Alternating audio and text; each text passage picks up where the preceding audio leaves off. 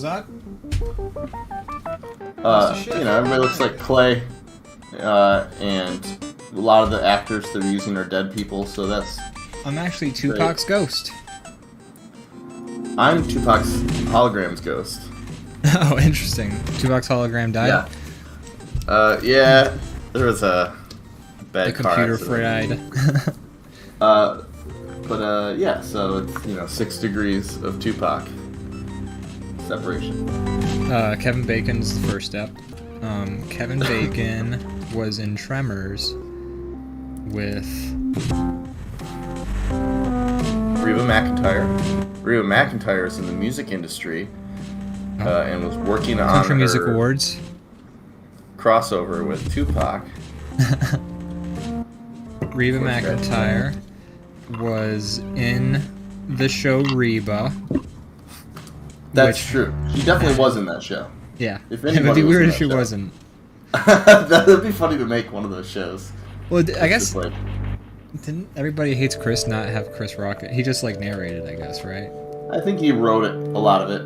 I mean, it was about him. It was about Chris Rock, yeah. But, he's not... That's it's a kid playing him. That's a little different. It's not called The Chris Rock Show, and then it's just... It's about some kid named Larry or something. Yeah, I think he helped write it or something. Yeah, maybe. It's about his life, or his, upbringing or some shit like that. I don't know. It's about his life as if his life was a sitcom, because, I'm sure no one's life is like a TV show. This is true. Much as some people would like to believe. It'd be nice. You get all your problems solved by the end of the week. Well, it depends which show, True. My life is like Game of Thrones. If you're a sitcom, then yeah, your problems all get solved. Your life's like Game of Thrones, then you might die any day, which life is kind of like that. Life is like Game of Thrones. Life is closer to Game of Thrones than it is like a sitcom. Yeah, I see dicks all the time, and I'm just like, stop! I'm never involved in any of the sex scenes. I just wait in my trailer. Welcome to the DrawBomb Show. How's everyone doing today? Hello, everybody. Welcome to episode 98. Wow, we are very quickly approaching 100. That's right. We got just about 10 episodes for every viewer. It's great, and we made them for each viewer, so you guys should feel special. What other show can boast such a feat? Any show in syndication. They didn't make them for this. That's true. We make these for everyone, individually packaged. Yeah. Speaking of our people watching, Belbo Rocket, welcome to the show. Thanks for being here. Thank you so much for joining us. For yet another week of this show that we complain about no one knowing about, but we also don't advertise. We'll figure it out one day. Eventually we'll solve the algorithm. If it's any consolation, I have a great time making the show, and I look forward to doing it each week. Oh, me too. I have a good time. It's a lot of fun. So, that's something. That is something. It's something worth... It's worth something. I don't know what. It's not paying us a lot of money, but it has paid us occasionally. So... Oh, we're gonna get a paycheck any day now. Oh yeah, I'm waiting. And it's gonna... Which? Our cups will runneth over. What will we do with all the money? Oh my god. I hope it doesn't push us into a new tax bracket. That's one of my great fears. That's what I'm worried about. Well, the thing is, if you open up an IRA, once you're in that tax bracket range, you can put money into your IRA, and then that gets you out of that tax bracket. You just can't get that money until you're 69. Ian's famously a credit union guy, but I choose to bury my money in tin cans in the backyard. I don't bury my money in tin cans. I just use them to talk to people from across the street. When I say I bury them in tin cans, I just mean I put them inside of a tin can, leave the tin can in the backyard. It's not underground or anything. Oh, you just have a whole bunch of money. Take my shit. You have just a whole bunch of money lying around in your backyard? There's just a bunch of cans filled with hard cash in the backyard. I'll be right back, folks. It takes about 12 hours for him to get here, so I at least have about 10 hours before I have to run out there and hide my money.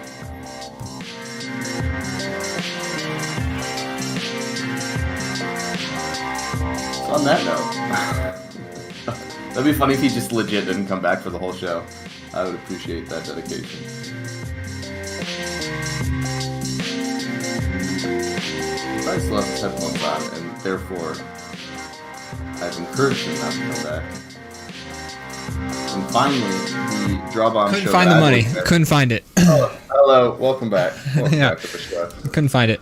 I looked really hard. I put it in a bush. You didn't check the bush. I was waving through your window. I don't know if you could see. Behind There's you, I a was single, waving. a single bush. I mean, the window's right here, so people would have seen you on the. I was show. waving. Yeah, I don't know. I guess they didn't see me. I should put like a green screen outside the window, and we should We should do like pranks like that. Like, rig it up for bits. yeah, that'd be great. That'd be elaborate. Really, Then what we somebody would could steal do my is cans of money and my green screen. we could green screen just behind you, and then we would just put your background right back in there, but with a layer separation. I have a green screen. It wouldn't even be hard to do. Now we can set it up. We could set up some pranks. We Set need up to some get more groups. creative. We talk about all the things we're going to do, and then we're just like, all right, see you next week. Yeah. Hey, should we work on the show at all this week? No, let's play Lost Ark together. It's okay. Yeah. Someday we'll be We work serious. hard, we play hard. That's the thing. That's true. That's accurate. We'll put more effort into this show when it's worth our time. Well, you know, I feel it's worth. Once I hit 100 episodes, that's when the real show starts. You know, That's this has when all we been start like trying. prep. Yeah. This is all just, practice. Exactly. We're just figuring out what we're trying to do here. We're almost got it nailed down. Give us like 2 more weeks, and we'll know what we're doing here. Yeah, just give us a little bit more episodes. time. And You're still muted. I just unmuted myself. Am I muted on Discord? Discord's being weird. It's like the button's muting me for OBS, but it's not muting me for. So my Stream Deck has been acting a little goofy lately, and I don't know. Oh no! Why. You just All the got that features- sucker. I know all the features that were working are all of a sudden some of them aren't working so hot, and I'm like, Maybe you got yourself a lemon. You ever Oh, think boy. about that? oh fuck, I lemoned up. I was hoping I got a lime. I got a lemon. Well, if you get a lime, you're lucky. You know that's true. the way it works. But Ian, how's your week been? I can't complain. I've just been working a lot. I got some deadlines I gotta finish up before they come, and You always got to finish them before they come. That's what I always say. gotta finish before I come, man. My grandfather taught me that, and I've never forgotten it. It's a good He lesson. was a gross old man. He was a gross Rest in old peace, man. Grandpa. R.I.P. gross old man.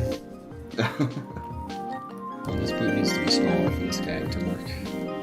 Well, we're still kind of figuring this guy out a little bit, I think, but I am confident it's going to be, oh boy, a real visual treat. People are gonna look at this and they're gonna be like, "Wow, I'm sure glad I showed up for DrawBomb today." Exactly, which I'm sure they say every time. I hope so. The value of this show is unmeasurable. Can't be Because they don't matched. make that there's no units that small. There's no measurements to be made. Every time I ask you how your week was, you say you can't complain. One of these days, you will be able to complain. And then, boy, just I'm looking get forward ready to it. for a waterfall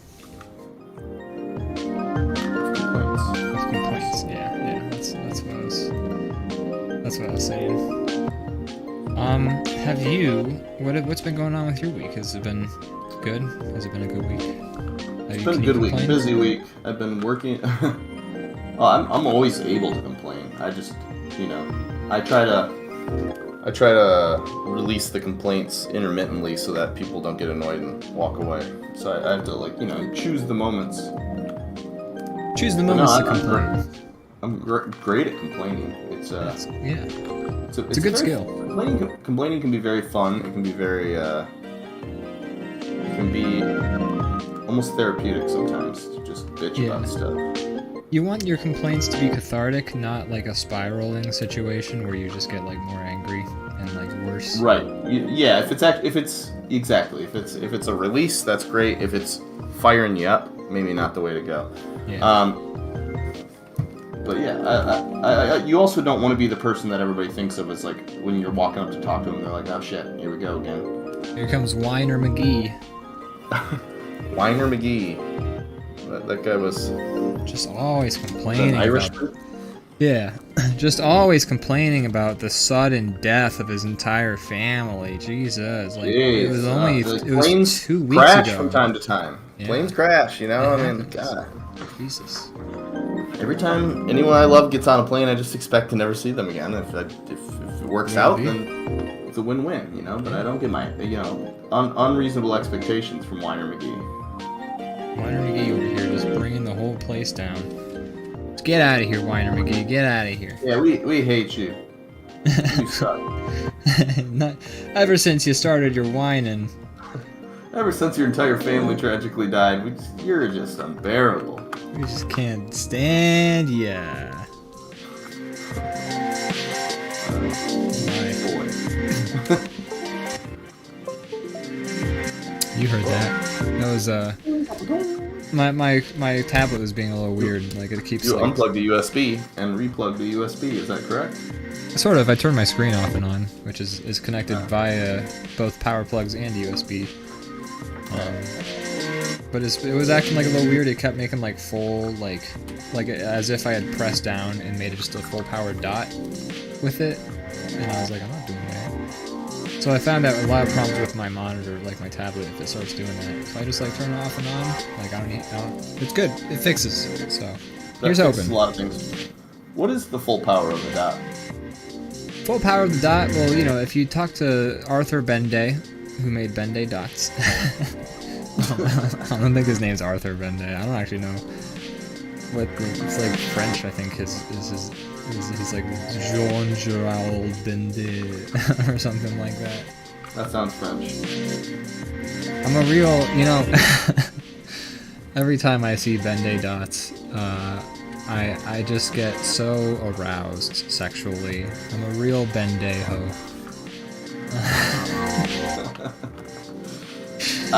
Sometimes I feel like I feel the energy shift, and I know something's coming, but I can't. It's impossible to predict what it's going to be. You know when I'm gonna make a terrible pun? He's doing something here. Something's being constructed. I've come up. Here's the thing. In any given situation, I've thought of a terrible, awful pun that I could like. Yeah. That's just. It takes like 2 minutes to set up. And it's just the biggest stretch of the imagination. You've been planning that for 2 minutes? No, it's just sometimes it takes me 2 minutes of like explaining the setup, and then you're just like, what is he getting at? And then I say the terrible pun. It's just that I always have that pun in mind, but I'm like debating whether or not it's worth derailing an entire conversation just to say. It'll be like, someone will be like, okay, well the nukes drop in 5 minutes, and I'm just like, okay, well, this is a bad time for me to say my. No, that's the best time. You don't not do it when the nuke's dropping, because you won't get to make any more puns for the rest of your life. Get them all in. So true. So true. Double Rocket says, do we have quotes on DrawBomb? We don't, you know, I can tell you which, I can give you a link to click, which would add the quote system to us in about no time at all. If you want it. Yeah, okay, let me get the link. You're gonna have to take over drawing this boat. This guy's gonna be standing there. That's fine. It's gonna take literally 2 minutes to do. We here at DrawBomb love drawing boats. We have a lot of experience. It's one of our favorite things to draw. We famously, very famously, did a comic that, oh man, people loved it. But it took place on boats, and we learned very quickly, like within a page of two of the comic, and we did like many pages. We did a lot of pages, about 113, I want to say. Wow, so what you're telling me is we have about 15 episodes left of this show before we stop doing it? I guess so, yeah, you're right. Anyways, it was all on a boat. It's a pirate-themed thing, and we hated drawing boats, we found out. Especially, like, big pirate ships. There's a lot going on if you want it to actually look like a boat. We had no idea what a pirate ship actually like. I feel like if we were to draw those pirate ships now, I feel like we'd do a better job. Because we have a better idea. Yeah, we would have done more research, too. Yeah. At the time, instead of looking up, a reference, we would just draw a, wooden half wall behind them everywhere they were on the boat. Yeah, it was a lot of So near the edge. I would like to eventually do that again, but you know, sometime down the line.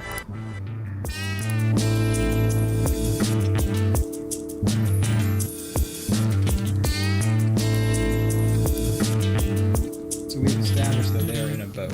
I think it's added. Yeah, did it like log in? I don't know how this works. You have this on your channel, but I'm not 100% familiar. Yeah, did it log in a Nightbot? Yeah, and I believe it says successfully added quote, add quote. All right, Balbo Rocket, give it a shot. See what you can make happen.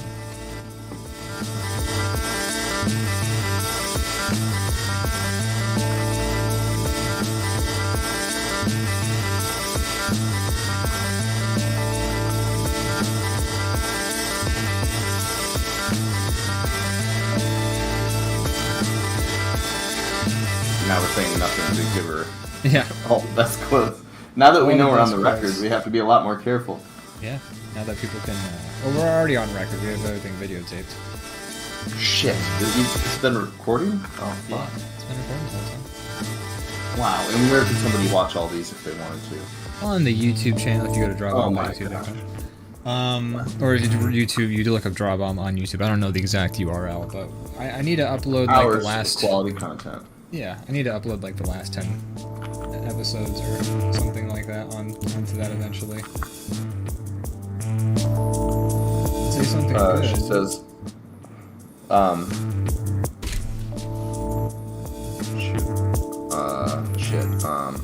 Damn. Ethan says it takes him about 2 minutes. Takes him about 2 minutes to plan something, so. No, it doesn't take me 2 minutes to plan something. Timer on the clock. It doesn't take me 2 minutes to plan something. It takes me 2 minutes to say like the setup to my terrible plans. Yeah, to build towards your joke. So throw 2 minutes on the clock, and we're gonna hear this knee slapper. We haven't started. The groundwork has been lit. We haven't started a topic of conversation. We don't know. No, I'm I don't have a pun. I'm just I don't have a pun, Brandon.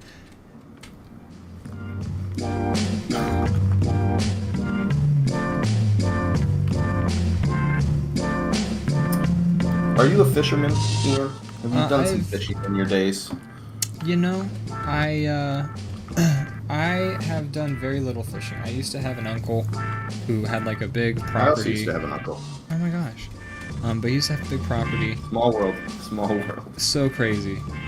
But yeah, he used to have a big property, and on that property was, among other things, like a tiny like pond. So we would like sit on like this little tiny dock on a tiny pond, and like we would just sit out there and like fish and not catch anything for like 6 hours. I think it was basically like our parents wanted to get us the fuck out of the house, so they're like, "Oh, go fishing at your Uncle David's," and we go there, and then like we'd never catch anything, or we'd catch like the same fish. There were some fish. Okay. Like sometimes we'd catch like the same fish like 3 times. Wow. But yeah, it was never anything crazy strenuous or like it wasn't. It wasn't like the real fishing like a lot of people do. I mean, I think that counts as real fishing. Success does not equate how real the fishing is. Oh no, it's not that the success. It's that we were like 2 12-year-old. Like it was like a 12-year-old and a 10-year-old on like a dock on the one land. Dumb fish that kept eating your bait. Yeah. He's like, nah, these guys are cool. They'll throw me back. They give me food. They stab me in the mouth for a second, but I, I'm back at it. No problem.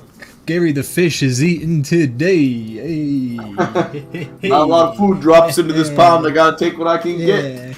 Gary the fish is gonna get himself some fucking worms and some power bait. He calls himself Gary the fish. Yes, he speaks in the third person. Sure, but he could just call himself Gary. Are there a lot of other species in this pond that he has to... It sounds, from the way you described it, the's one fish living in this pond. He doesn't need to refer to himself as the big fish. Maybe there's like kelp. He wants to differentiate himself from the kelp. Don't want to get mixed up. Well, the kelp is also named Gary, so he has to be specific. Yeah, that's Gary the Crazy kelp. Kyle is lurking in the chat. Welcome to the show, Crazy Kyle. Welcome to episode 98. This is the welcoming episode. It's a very welcoming episode. We're welcoming everybody. Are you welcome? Welcome. I feel pretty welcome. Can you drop that the coastline just a tad. It feels very like tangent, like it's cutting his head off. Or let me just figure out. I gotta get the marquee tool. Just gonna drag it down. How's that? Are you still in my server? It literally didn't move. Oh, there we go. There it is. Set the change. You have to hit yes. Yes. Yes. I've done some fishing in my life, not recently, but I enjoy it. It's fun. Were you out like on a boat? Not Were you fish. on a dock? Were you crashing for food or for catch and release? Like, what are some details? I've done all the above. Fished a lot. My family, my like mom and dad are both very like outdoorsy people, so there's been lots of like, you know, times camping and things of that nature, and my dad lives on a lake and stuff like that. So yeah, lots of opportunities to fish, and I've done it. And let me tell you, I've got a few babies. Hell yeah. Do you get grossed out by the worm still? Like, are you all good hooking a worm? It's not like it's not like I enjoy it, but it's fine. I understand that it's a means to an end. Like, I can do it, and I'm not gonna like puke off the side of the boat, but I'm like, yeah, I can acknowledge that it's kind of gross. Right? I ain't gonna touch that fucking worm. Oh, you don't touch the worm. I'm not gonna. No. I mean, I haven't had like that. Those like fishing things we would do at like Uncle's property. That was over 10 years ago. Like, it's been a long time. So, you know, I haven't had to touch a worm in a long time, and I don't think I would take to it. If I had the option. Them worms. I'll be happy to hold the rod. The worms are thrilled to hear that answer. So yeah, they don't want to be touched. They want to wriggle crawl around in the mud blindly. Yeah. And run from rain. That's also a pastime of theirs. I just want to go around getting caught up in the rain, drinking pina coladas. Do you like pina coladas? And coming out in the rain. And laying on the driveway during the rain. I don't know enough lyrics to that song to... Z-Newts. I think the next line is like, if you're not into yoga and you have half a brain. If you're not into yoga and you have 7 hearts. If you are both genders and can live after being cut in half. Z-Newts says, Bomb Draw, welcome to the chat, Z-Newts. Oh, another subscription from Leviathan Den. Leviathan Den with the sub. Dalbo Rocket says that the add quote button is not working. Oh, let me try to mess with that real quick. I wish I could tell you what the issue is. I went to the website, okay? Yeah. There's the button. You click it. Now it says you already have this quote system installed. If you want to wipe your old database and start a new one, manually delete quote, add quote. Is there a way to like restart Nightbot, like refresh it? I don't know. What's that?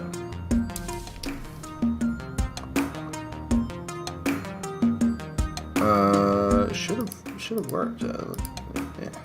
Oh, you know what? Make sure you set it so that anyone can add the quotes and not just moderators. That's a big feature. Okay.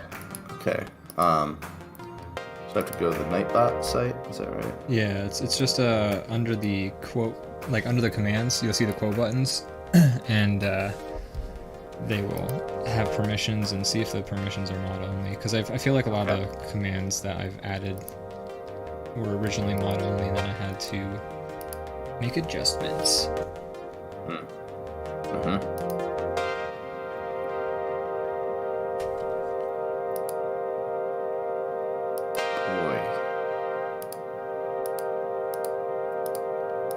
If you like pina coladas, dun, dun, dun, Getting caught in the rain. Dum, dum, dum, dum. And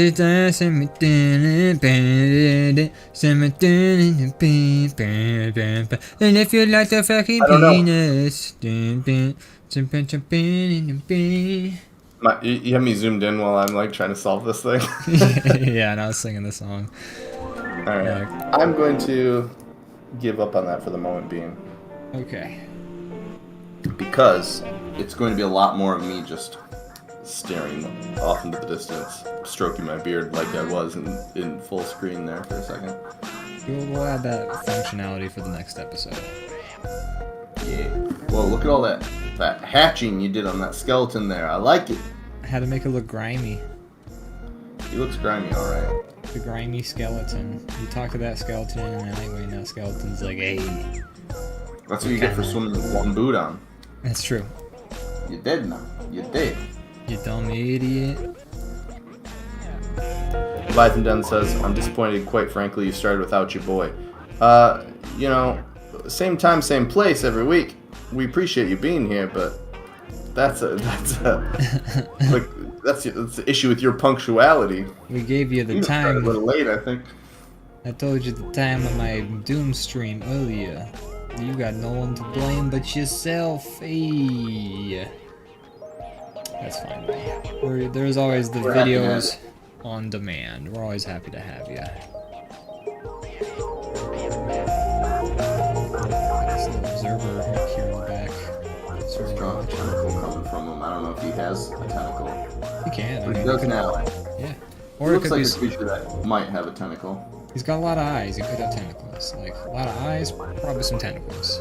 Yeah, the odds of having tentacles goes way up when you have multiple eyes. Each additional eye, that's a extra percentage point. Exactly. And also, if it's taking place in an anime, the odds of tentacles go up dramatically there as well. I guess you're right. True.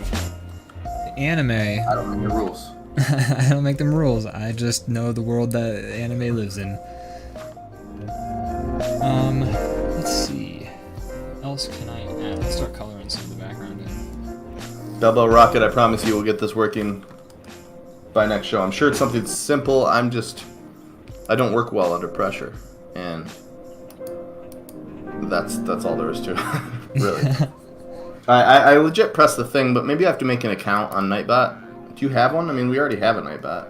Yeah, we have a Nightbot already for this channel. If you go to the commands section, it will tell you like for the quote commands if it says like free for everybody or just the mods. Okay, but I have to log in on Nightbot, right? It logs in through your Twitch. I'm pretty sure. I tried that, and then it's like trying to create an account. Oh, maybe you have to. I don't know. Do we have Nightbot? Because we have Discord. We have Nightbot. Yeah. We definitely have it.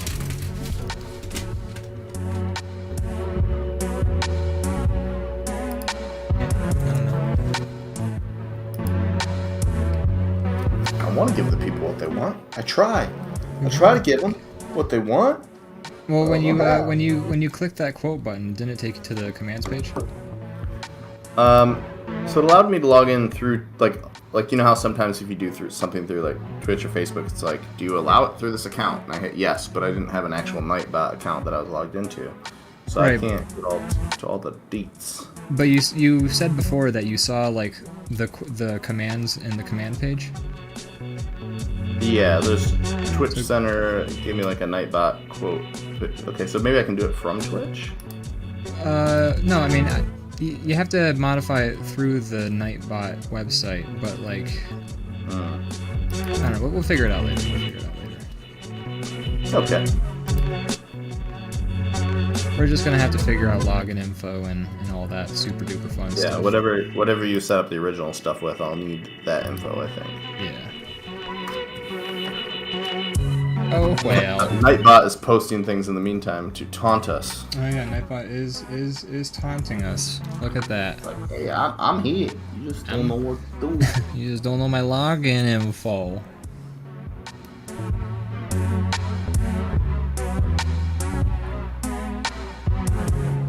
So, Brandon. Yes. You were gone this Valentine's Day. I was. Missed an episode. We missed an episode. Sorry about that. Were your holidays fantabulistic or anything of that sort? They were. Cool. You don't have to go into more detail.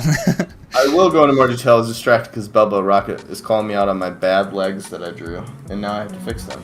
Oh yeah, that one leg is... You just gotta add some ass to that one leg. Just add some ass to that one leg. You don't even gotta take ass away from that leg. You just gotta add ass to the other leg. You don't worry. I'm gonna get these looking real leggy by the end of this. You don't even worry for a second. You see, I was born without legs, so I don't know the exact way they should look, you know? Yeah. See, that's and the a lot of leg people that don't know needs this about me, ass. but Twitch, you got taint shadow going on there. Got some taint shadow. That's important. Make sure, number one art lesson from DrawBomb Academy. Make sure you get that taint shadow. You need the taint shadow. You want that gooch to sing.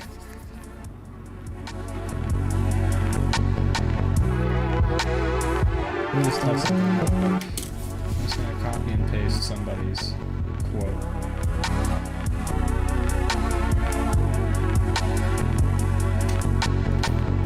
Yeah, so it's a mod. It's about mod access. I ain't gonna touch that fucking worm. And how do you look at all the quotes you've created? If you type !quote, it will List them all. no, it will actually give you a random quote. Oh, that's even better, honestly. Yeah. There's no way to get a full list, I think. That's alright. I don't want, you know, that's a better answer. Belbo Rocket's here trying to improve our show. And I'm like, that's my best impression of me. You'd think I'd be better at it since I am me. Belbo Rocket says, that was a quote if I ever heard one. Maybe referring to, oh wait, no, that's... Z-Newt says, Brando grew legs around the age of 6 like the metamorphosis of a frog. Yeah, I started off as a tadpole. I had one fin hanging off the bottom of my torso for a long time. And I lived primarily underwater. Then that fin became a vestigial tail. Yeah. And then later, I grew legs. Still not sure about these things. What a wonderful story. What a wonderful story, Mark. Oh, hi, Mark. Oh, hi, Mark. Now, do you still have the vestigial tail, like, you know, Jason Alexander's character in Shallow Hal? Or are you, rocking just the legs, no tail? That's a very personal question to ask. I don't appreciate it. Also, Belbo Rocket says, "Ad, you want that gooch to sing, you cowards." Yeah, that belongs in there. Taking care of that for us right now.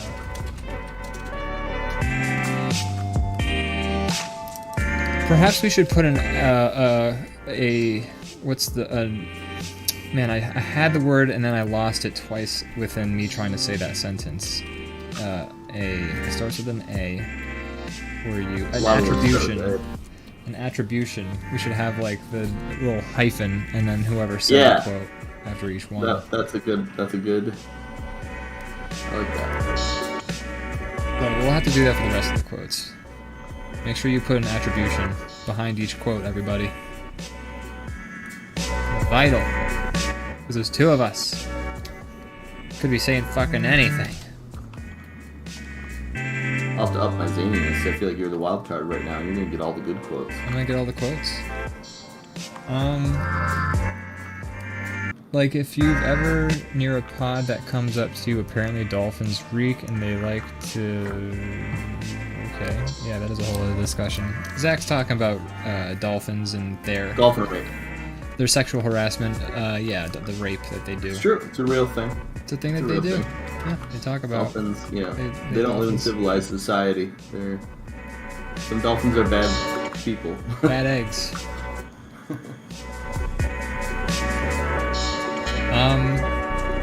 I guess so. We watched Batman Beyond. Well, we watched Batman Forever. I'm sorry. Batman Beyond is the one where it's in the future. But we watched Batman Forever. When?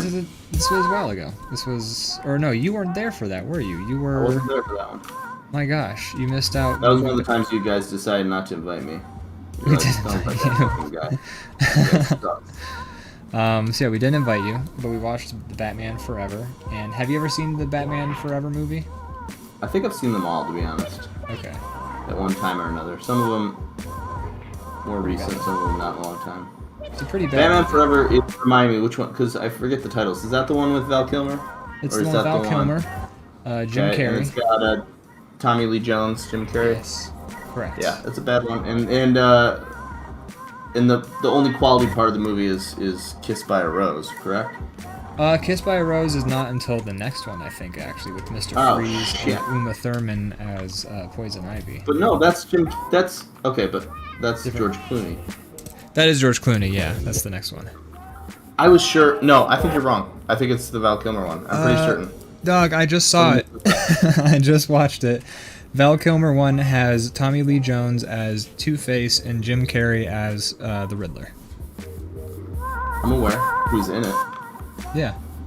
I'm gonna fight you on this until someone can prove me wrong.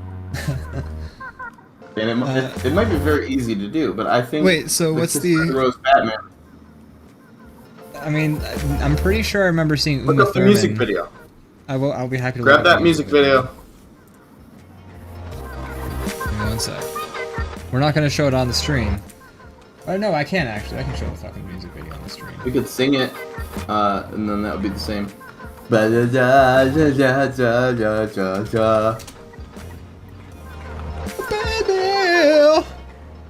Alright, so there's my YouTube. Let me get Kiss. Are we allowed to show this? Is that allowed? I don't know what Twitch. I'm just gonna have the video playing very small, but I won't have the music like you just heard. It's a fantastic music video. There's one part where Batman turns dramatically, and it's not meant to be comedic, and this is the real music video, and it's art. That's what it is. So here's where we gotta find out which characters are. So that's Jim Carrey, the Riddler. But they didn't feature this song in the movie at all. But right. We are seeing. But for some reason it's Batman. Yeah, definitely. See? Yeah, that's Tommy Lee Jones' Two-Face right there. So yeah, no, they had the Riddler. And then why wasn't this song even in the fucking movie then? Like. It was probably like a credit sequence or some stupid shit. It must have been. I think it was. I don't remember. I remember like we were watching the movie and the whole time I was saying like, yeah, Val Kilmer's face was also made a brief appearance in that video, but the entire time I was like looking out for the song, and I was like at the end it never came up, so I was like, ah man, must have been the next one. I don't even have to scrub through that, but can you please find that scene where Batman dramatically turns? It's like in the like 70% area of. Sure. It's near the end. It's in the final quarter. Batman dramatically turns to a music cue, and it's fantastic.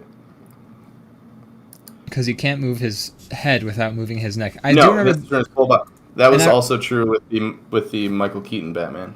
This and with the honestly, even with the Christian Bale one, he still had a hard time. Oh, we got some chat to read while you're digging through that. Zenut says. One sec, I was going through the dolphin rape conversation. He's talking about how they have an unpleasant odor to them. How does that happen when you live in the water? Fish stink. I know a dolphin's not technically a fish. It's probably a mammal, right? But you live in the water, you stink. That's normal. I mean, the water's all briny. Honestly, most things just stink, and it just depends. It's all about, it's all opinion. The ocean One man's stink is another man's perfume. The ocean is made almost entirely of salt. That's not true, but the ocean has just got so much salt in it, and so much of that salt is provided by like blue whale semen, and so you're covered in blue whale semen. You're just gonna smell like. It's great for the skin, but the scent is unpleasant for sure. It's a very unpleasant. Was that it? Was that the shot? Yeah, that was the one. Can we do it with sound if it's for like 5 seconds, or is that not allowed? Let's see. That was Bam! It's great. It's good. Ian, I have a question for you. Did you know that when it snows, my eyes become large, and the light that you shine can't be seen. Were you aware of that? Is that from Baby! I thought so. That's a favorite song of mine for karaoke. Kiss from a Rose. I've never done that one, but I'm adding it to the list. I need to. Highly recommend it. It's a goodie. Yeah. Especially when they do like the music videos in the background, like on the screen behind you. Like if they do that sometimes. No, that's at a high quality karaoke joint. I don't go to a lot It's of not those. every karaoke. It's like you either got a karaoke joint that lets you play any song, including Kiss from a Rose by Seal, but like any song, but you don't get the music videos. And then sometimes you get the places where sometimes they'll have like pretty much any karaoke place I've been to, if they do have a music video for the song, they either have the official music video, or what's even funnier is they just have like some home movie looking shit of like a woman on a boat walking around, and like it's like a completely like unrelated, yeah, it's like stock footage shit of like a woman walking along like a field or something like that. And because I just remember I was doing a karaoke with some friends in the before time, and like it was like a Madonna song from Material Girl, and it's just like a woman walking around a boat going like, oh my god, look at that, walking over to the other side of the boat, oh my god, look at that, walk back to the side of the boat we started on, like, oh my gosh, I'm so tired, I should go inside. I wonder what she was seeing over that. Me too. It must have been a beautiful sight. Beautiful. What a vista. I just wish the camera would have been pointed a little differently. It would have been So many enjoyable for all of vistas. us. Wow, who knew there were so many vistas near each other? Oh boy. If only we could see all those vistas in our minds.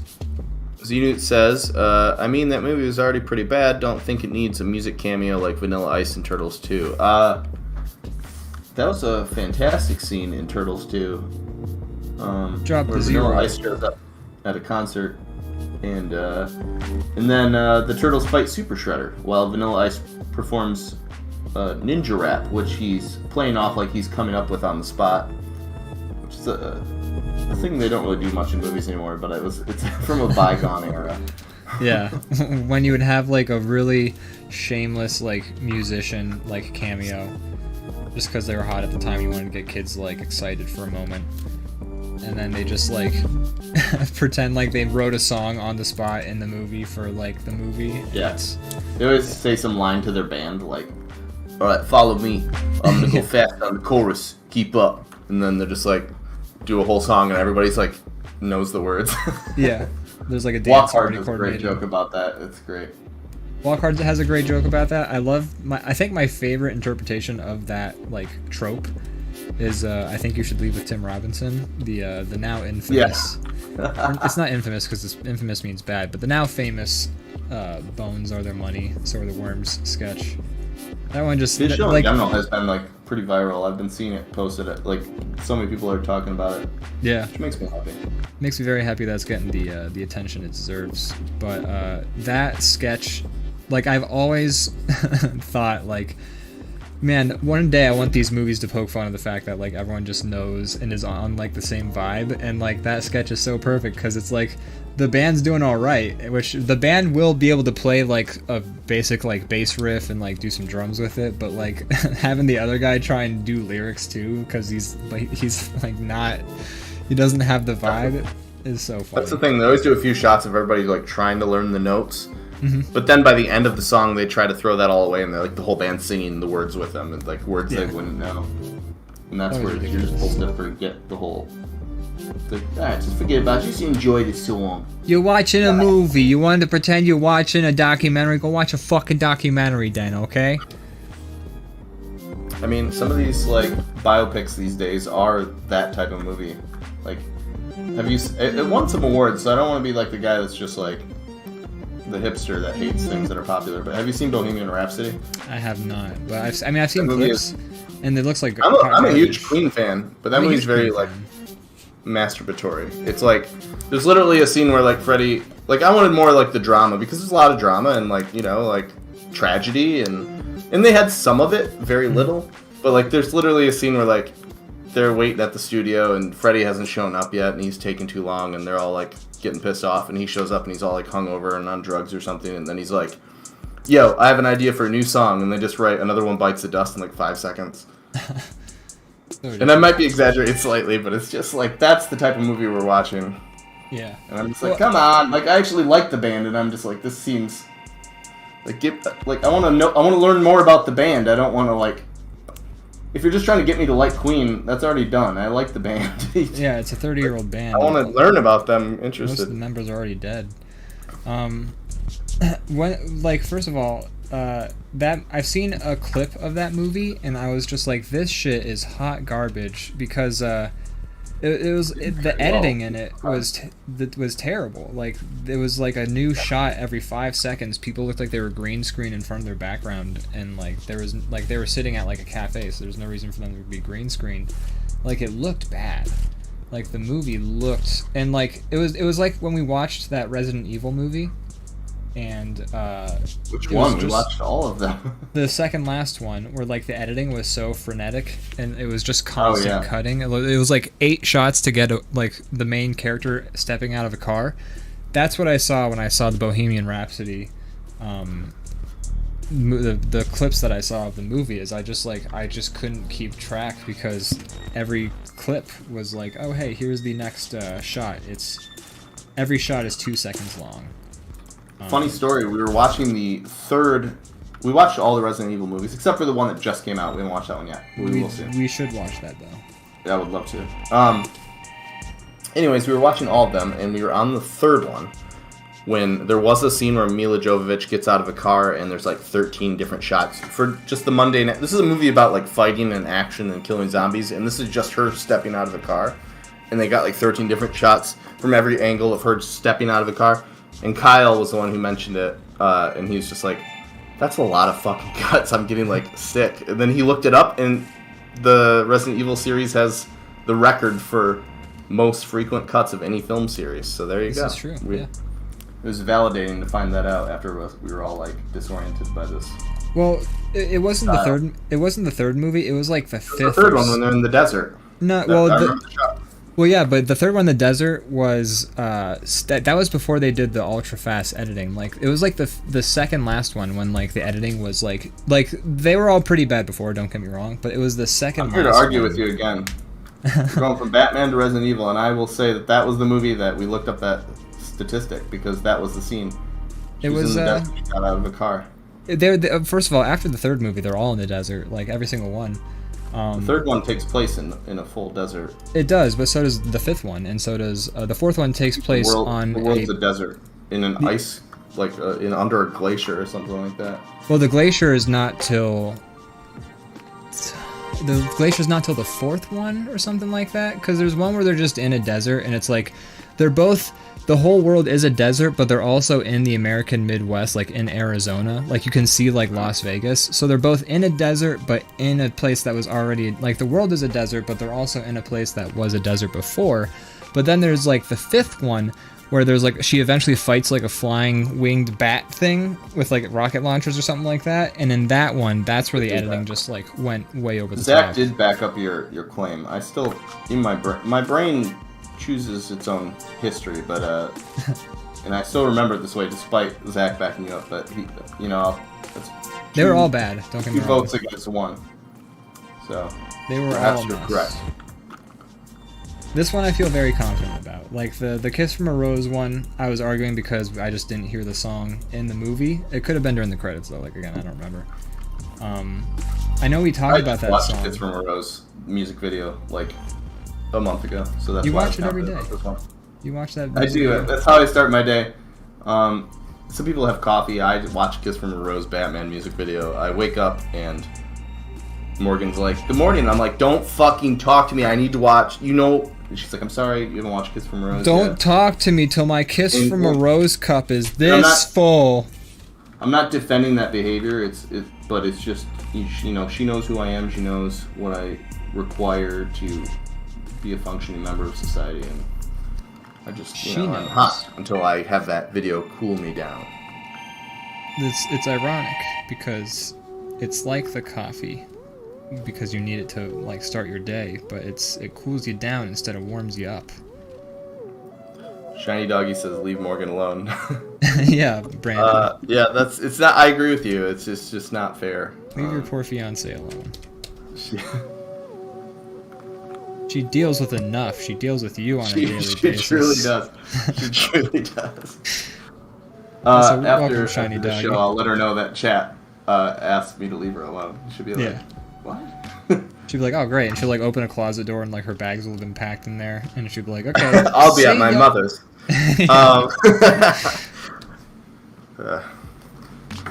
And then you'll be like, baby!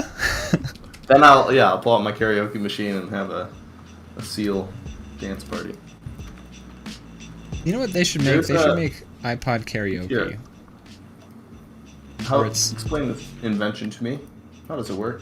So it's like an iPod where it's got all your music on it, except it's instead of having like a headphone jack, it's just got ultra loud speakers and like a little screen where the lyrics pop up, and then you would ideally you would fill it up with the karaoke version of a bunch of songs, and then you would just carry that around your pocket anytime you want to do some impromptu karaoke. Baby! There needs to be... I think that can be achieved with like a phone. But, yes. Right? But the thing iPods nowadays are very out of date. People need a microphone on the go. That's the missing. That's true. So it's like an iPhone, except it's also got a microphone that... It's like one of those like kids' toys where it's like the little...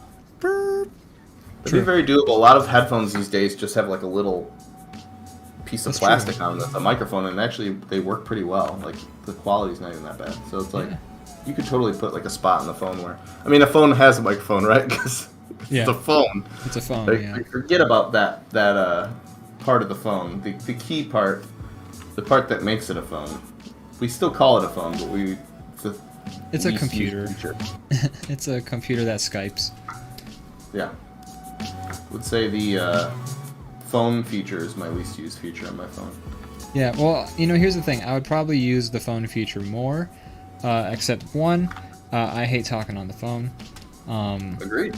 Because you gotta hold the phone with your hands, and then like now all of a sudden you can only do shit like one-handed. It's also gotta do the neck pinch and then be in pain for the rest of the day.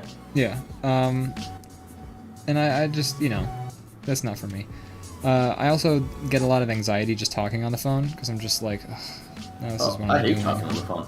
I do it occasionally because it's a requirement of life, being a person. But I don't like it. Yeah. Some people call me and I'm like, screen that call, send them a text and be like, what do you need?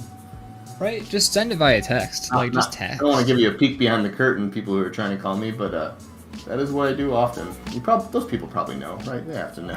The text that comes after is, I try to give it a little bit of time so it seems like, oh, I just stepped out of the shower, but I'm just like staring at my phone while it rings. And I'm like, no. Don't call me. Not text today. Let's see here. Belbo Rocket says, I missed him. Speaking of Resident Evil, yes, that was like the peak. So that was OG. That was the beginning. Those are the first movies of Bad Movie Night. I don't even think we had a group decided at that point. We were just watching bad movies, not knowing what we had started. Yeah, we watched the first two Resident Evil movies all in one go. We were just like, hey guys, we're here, we're talking.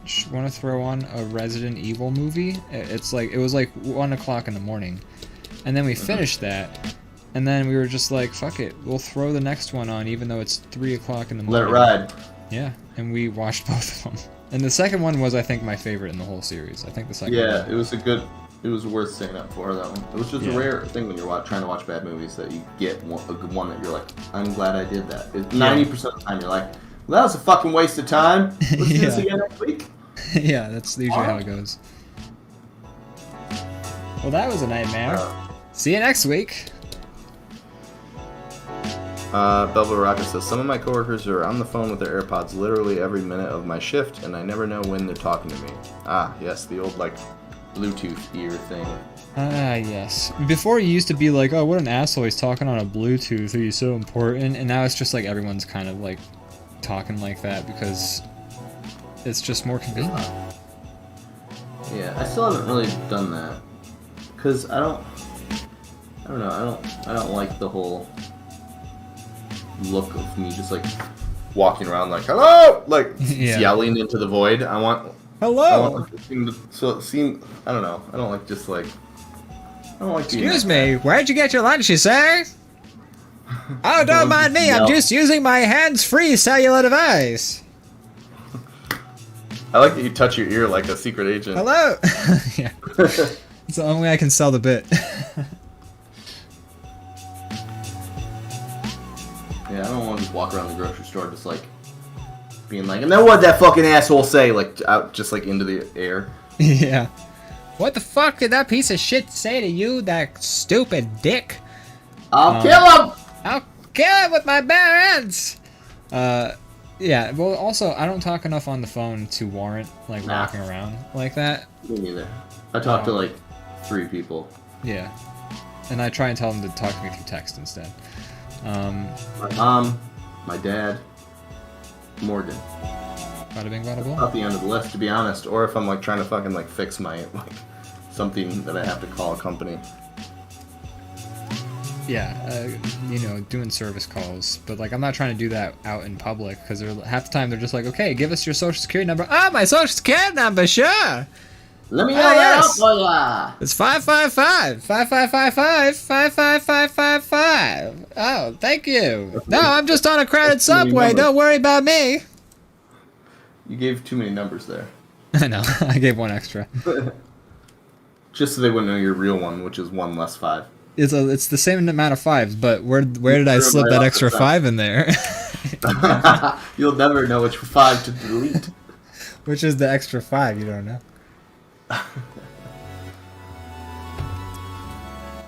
Lord. Speaking of 55555, I remember, this is just a completely random story, but I remember back when Netflix first started doing like the streaming at home. I watched sort of like the origins of the Bad Movie Night crew almost. I watched, like, I was hanging out with Austin and Kyle and then David in person. And this is like back when Netflix first started streaming like their movies, and they had 2 movies on their website among the many. Oh no, well they had 3 that we watched that same night. The first one was Eggplant Revenge of Oranges. The second one was YPF, which is called Young People Fucking, which was a Canadian comedy movie. And then the third one was Cheerleader Ninjas.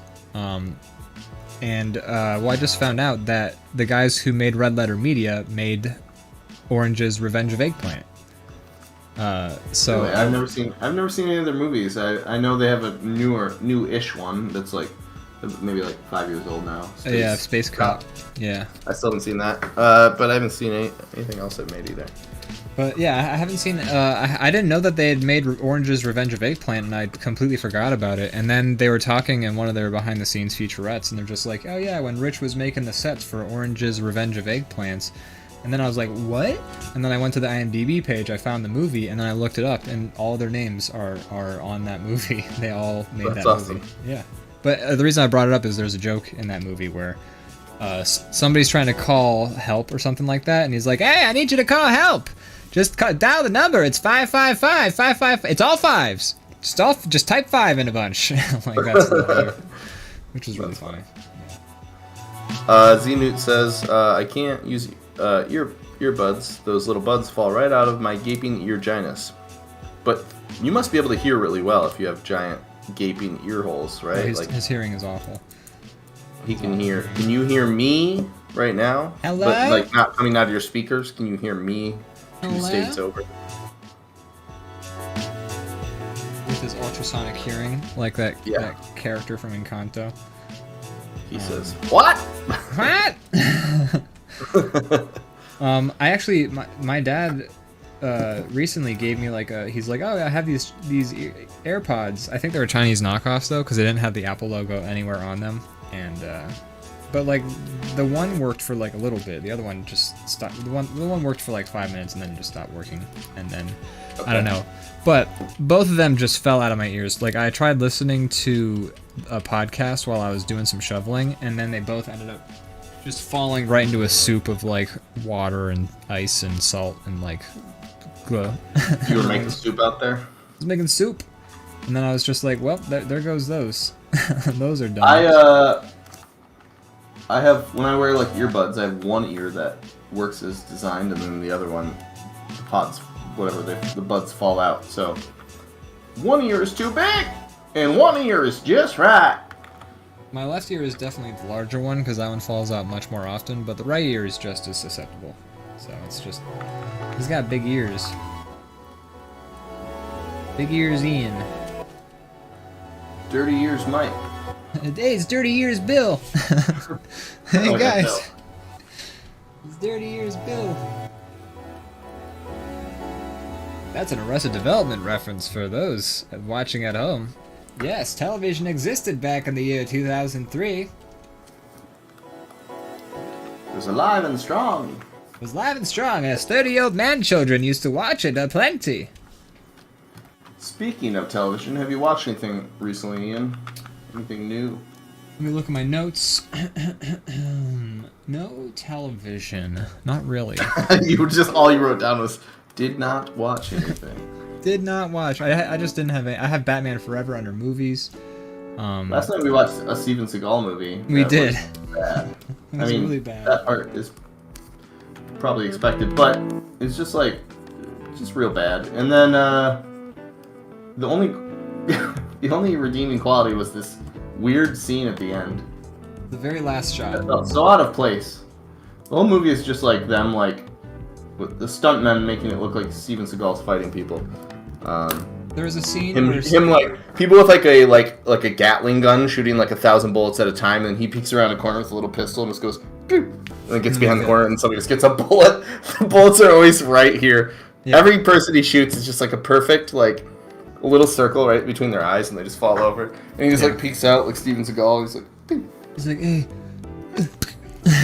And sometimes he has like a one-liner like I don't know, chill. And it's like I don't know what a one-liner for shooting somebody between the eyes is like. Yeah, it's keep your eyes on the ball. Oh, what did I say? Then, maybe a lot of times it's just like a vague threat. Like somebody will be like, hey, I finally got you now, and then he'll just be like, well, that's the thing.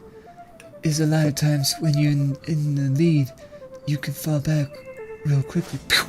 And then that's what it does. And he's slow too. There's people like firing like like an AR like 1,000 rounds a second like at him, and then he just pops out and he's like, pew. And then there's like there's like dead. Yeah. And then the final scene, which I want to get to, I feel like we have to post it like somewhere. Like on the Discord. We can definitely find it, I'm sure. We can but the final scene, it seems like something like the audiences were not happy with the way this ended. And they added something at the last second. But like this whole movie, like it's like a weird Taken movie, like his daughter gets kidnapped or something, and then he's trying to get her back, and then... Think Rush Hour, but with Steven Seagal, and no talent. And also, yeah, and just not entertaining at all. Yeah. And then at the end, he's back with his daughter, and they're having a picnic, and there's like a quick it just like cuts to them at this picnic, like out in like a countryside, and then the camera quickly pans over their picnic to where there's like it's like a full turkey and like 8 sandwiches. It's like a meal for like it's 8. It's like 3 different meals, and B, it's like for like 10 people, and there's just him and his like 8-year-old daughter, and then he's like, boy, I know it was. She got kidnapped on like vacation, and then he got her back by the end of it. And then he says something along the lines of like, "Boy, I know that vacation wasn't quite as fun as we expected. A few little speed bumps, but we had a good time, didn't we?" And she's like, "Yeah, Dad." Then he's like, "I have a surprise for you. Turn around." And she turns around, and there's a full like stallion horse standing behind her.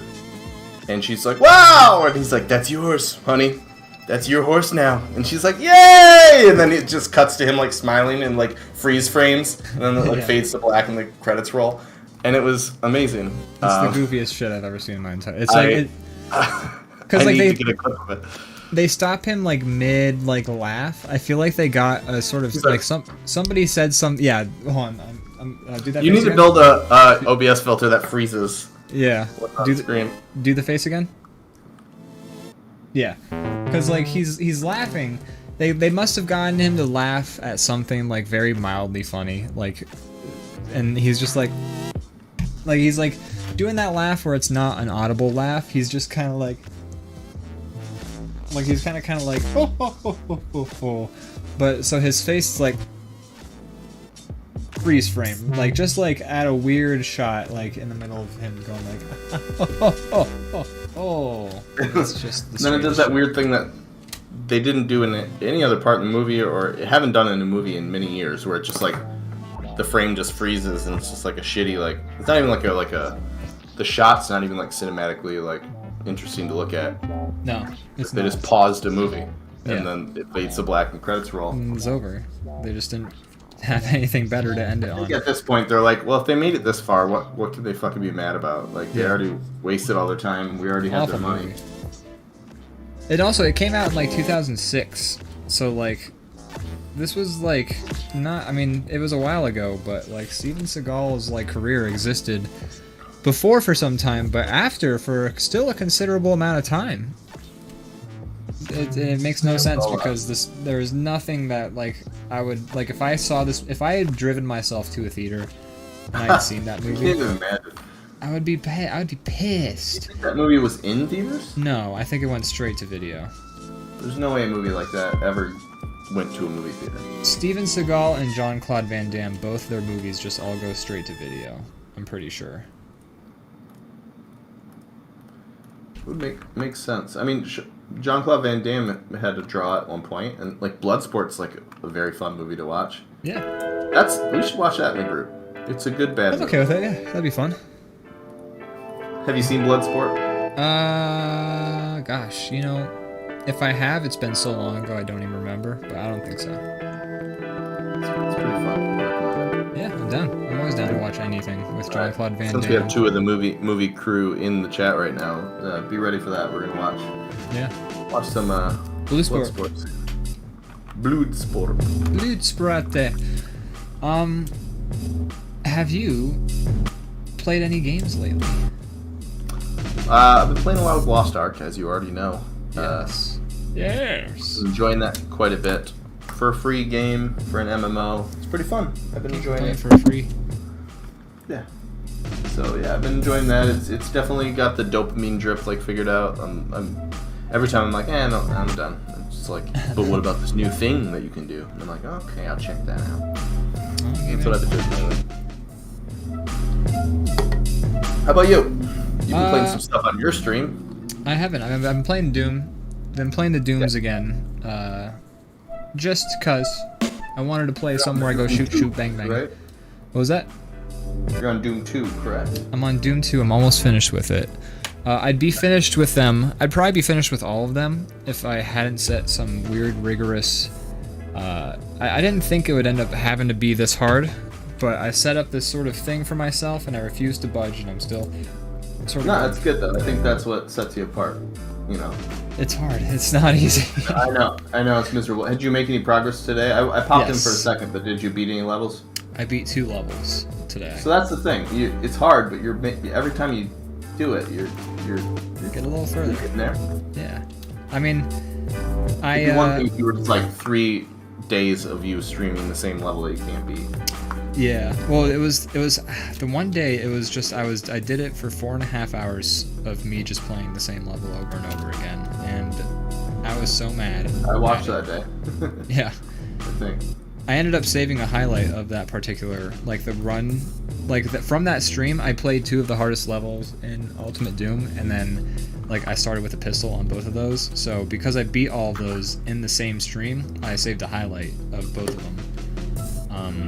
So they're on my channel now. You can see me pistol start and beat 2 of the hardest levels in Ultimate Doom. And then if you go through the VODs, it's basically all of me just pistol starting every level. I've basically pistol started all of Doom too. Because of your rule, you have to pistol start every level, because how many of them are you beating the first go? You know, usually sometimes I beat a couple levels in the first go, but then usually like the 3rd level or so will have a trap where they'll just like put an enemy where you can't shoot them for the first 5 seconds, and then you just die. And then I'm like, okay. Pull a goof on you. Yeah, they pull a lot of goofs. Leviathan Den says, this is a rad picture. Thank you. He says, I'm glad to see you using the waterlog characters. I'm kind of proud of you. We've reached kind of proud. That's the most proud anyone's ever been of us. Oh my gosh, someone's making proud. Progress, Ian. So happy to be proud. I'm ugly and I'm proud. We appreciate that. Yeah, we appreciate it. I'm just thinking of that SpongeBob episode with the onions now. Someday. Yeah. Look at it! Look at it! You look at it! Look at him! But no, it's a great show. And yeah, the streams have been going all right.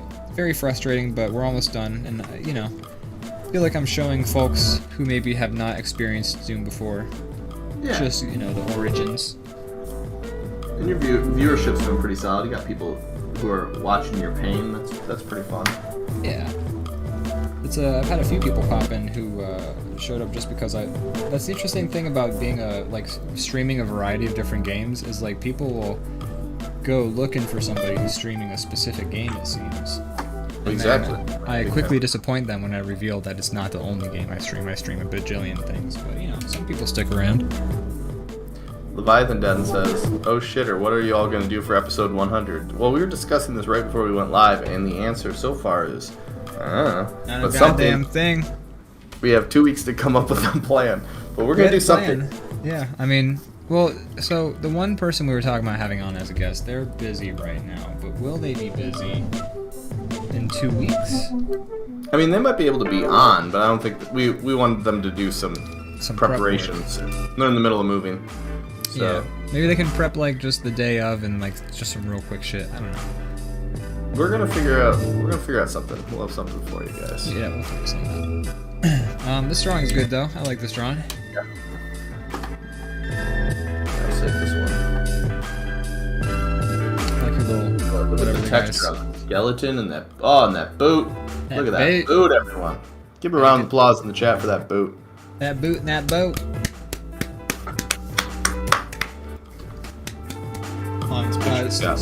Boots and boats. I'm gonna start doing a thing like in Evangelion, so I need you to start clapping real quick.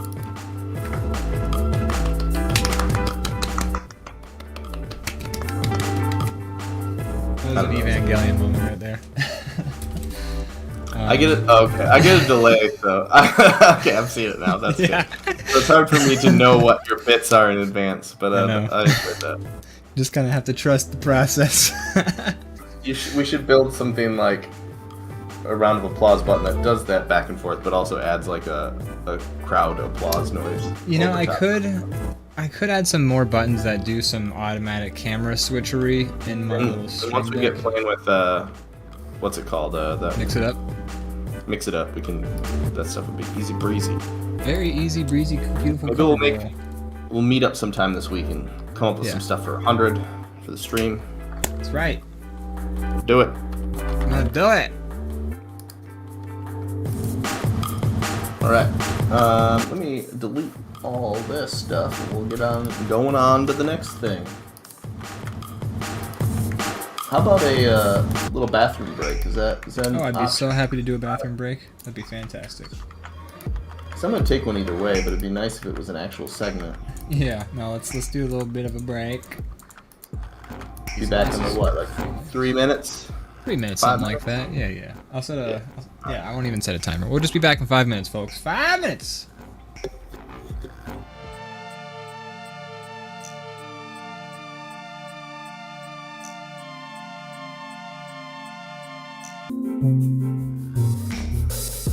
Alrighty, and we're back.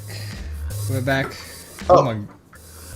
Welcome back. Did we take you by surprise there? Was that? I was very surprised. I was doing some meditating. Okay. Are you all zenned out? I was, but I've now just been snapped to reality. Oh, yeah. There goes reality. There goes gravity. Something like that. Whoop, there goes gravity. I like to troll people and just start doing that, and it goes back to reality. Whoop, there goes gravity. Whoop, there goes gravity. Whoop, there goes gravity. And you just say that over and over again. It's a good way. Do it. I like to imagine that somebody trying to rap the song, but then they just keep tripping on ice. And then they just go, whoop, there goes gravity. Whoop, there goes gravity. Whoop. Do you trip multiple times on ice, or you catch yourself sometimes? I usually catch myself, yeah. You don't go straight to the floor. I feel like I apparently I walk daintily enough where I've never like full on slipped on. I mean, I'm gonna knock on wood now, because like I'll walk outside tomorrow and fucking do it, break my back or some shit like that. But I've never like had I've had very close encounters, but I've never been like straight up whoa, like trip on. You haven't like Joe Pesci down the stairs. Exactly. Like the Home Alone house. Yeah. Yeah. You walk in a way that really spreads your weight out. You know, you're really like, you don't no top heaviness. I walk like a cat. You know, my foot. It does a little bit of a test before each full step. You touch something wet and you shake your hand. Yeah, great. So I think for our next drawing, we should either I would like to do like a prompt or something that some of our viewers could draw along with if they want to. Folks, it's that time again for Draw Scyther from Memory. Oh shit! I mean, if you want to, we can, but it has been a month.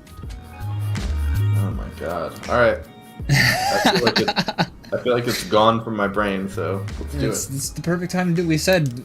Z-Newts is excited. Z-Newts is excited. Wow. They were saying yes in the chat. Hold on. Just got it real quick. Whoa. Double Rocket says, "Next time I see you, I got to hyper focus on what your feet are doing." Yeah, some people are into that. Yeah, that's true. Some people are super into feet They're stuff. popular. I don't think we're allowed to show them on the stream. Cause Not gonna yuck your yum, but you know. I don't have them. That's your thing? Okay, Draw Scyther from Memory. One sec, let me plug my headphones in because I just got a weird little noise that makes me think the batteries are gonna die. And, oh no. You know, I want to have control of the situation. 1 second. Yeah.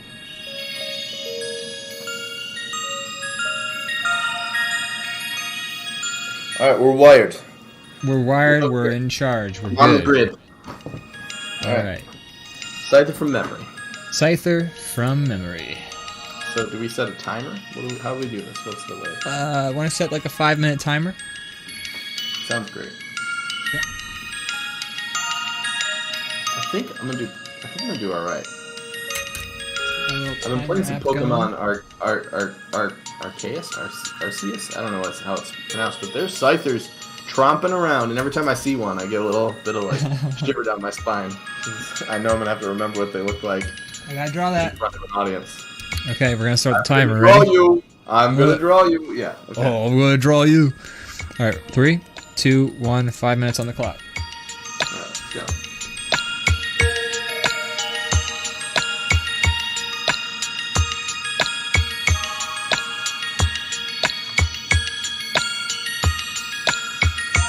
Feel free to draw along with us if you'd like. We'll show it on the stream. You have 5 minutes. Yeah. Draw your best right there. If it takes you a little bit longer, we'll still show it. Make sure you do the DrawBomb Discord. Oh, hey, my Discord button worked there. So I got the Steam link to work on some stuff. It's just other stuff. It's working. I got the button, like where I press the button, like before the button. Right. Yeah, the button didn't work before, but I got it working. So, some weird shit I had to do with it. But anyways,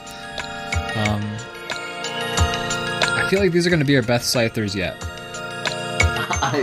I hope so, or else is my brain really just deleting things so rapidly? The human brain is the mind's worst enemy. Now let's draw Scyther from Memory. You gotta write that. I'll make a little, like, I gotta make a jingle. A jingle? What do they call those? They call those stingers for podcasts. Scyther, coincidentally, also has stingers. This is true. Well, don't give it away! Oh, God.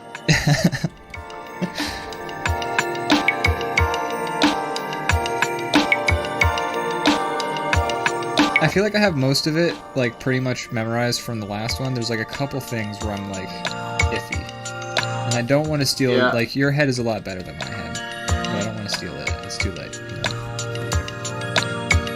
I'm trying not to look at yours, because it'll change what I'm doing here. I think my Scyther's done. Oh, okay. You're working quick here. Yeah. I guess, this segment should take less time each time we do it, right? I'll be done in a second, okay? Well, we're not, like, using reference. We're drawing it from memory. So, if anything, the faster we draw, the more we get, like, to sort of grab onto that mental image. I think your Scyther is pretty damn close, so I'm not gonna lie. I think you pretty much got him.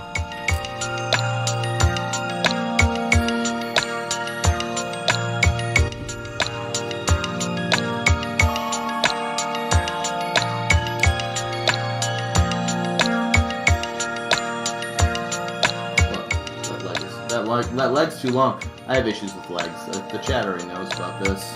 I have a hard time with the whole bottom torso. Like the hips down is tough for me. Upper body up, head, faces, hands even. I'm okay with those. I feel pretty confident about all that stuff. Hips and like the legs connecting to the hips, and then the hips connecting to the body. Just all that shit. All right. We got Scythers. Real quick before we reveal Balboa Rocket says, I thought, wait, Scyther's feet don't look like that. But yeah, the feet are one thing I do remember. I don't know why that sticks with me, but we both got the feet pretty well. Yeah, I think we did a pretty solid job on the body, the feet, the wings, and the arms. And the head. You did the head pretty well. I want to keep using the same picture because I feel like that's important. It's a good barometer. Are you about to post them in the chat? Or in the thing? Yeah. Okay, you got it. That was the one I was going to do.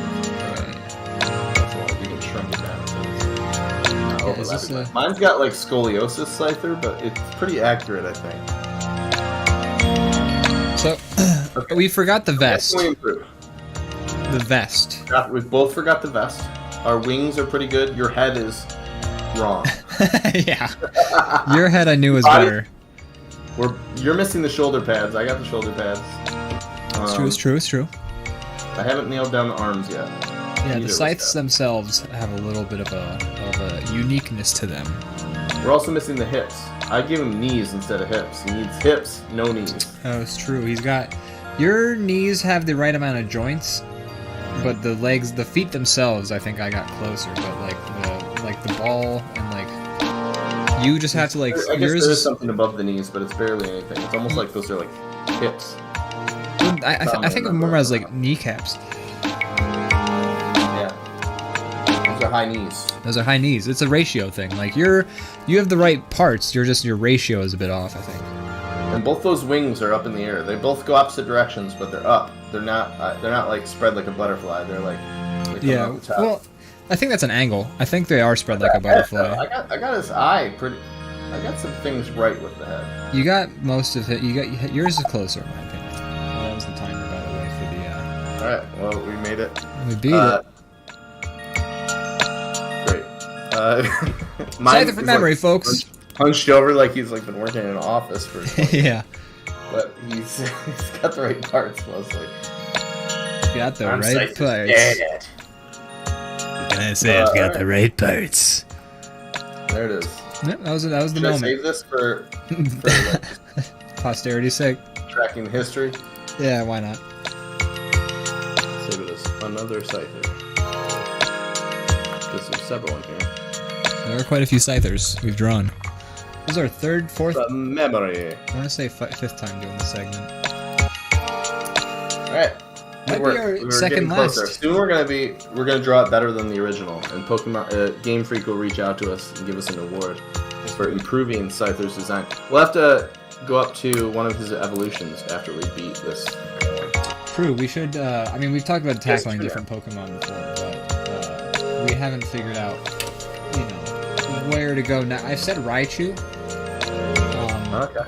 Yeah. But I think that was because I was confusing it with Nidoran. And you were like, I think you were betting on that. They're very different creatures. They're very different. Raichu is Pikachu's evolution. They're both mice. Nidoran. Correct, but they're different. Yeah, we should still make the jingle because I like your song that you've created for Scyther from memory, but we can draw different Pokemon.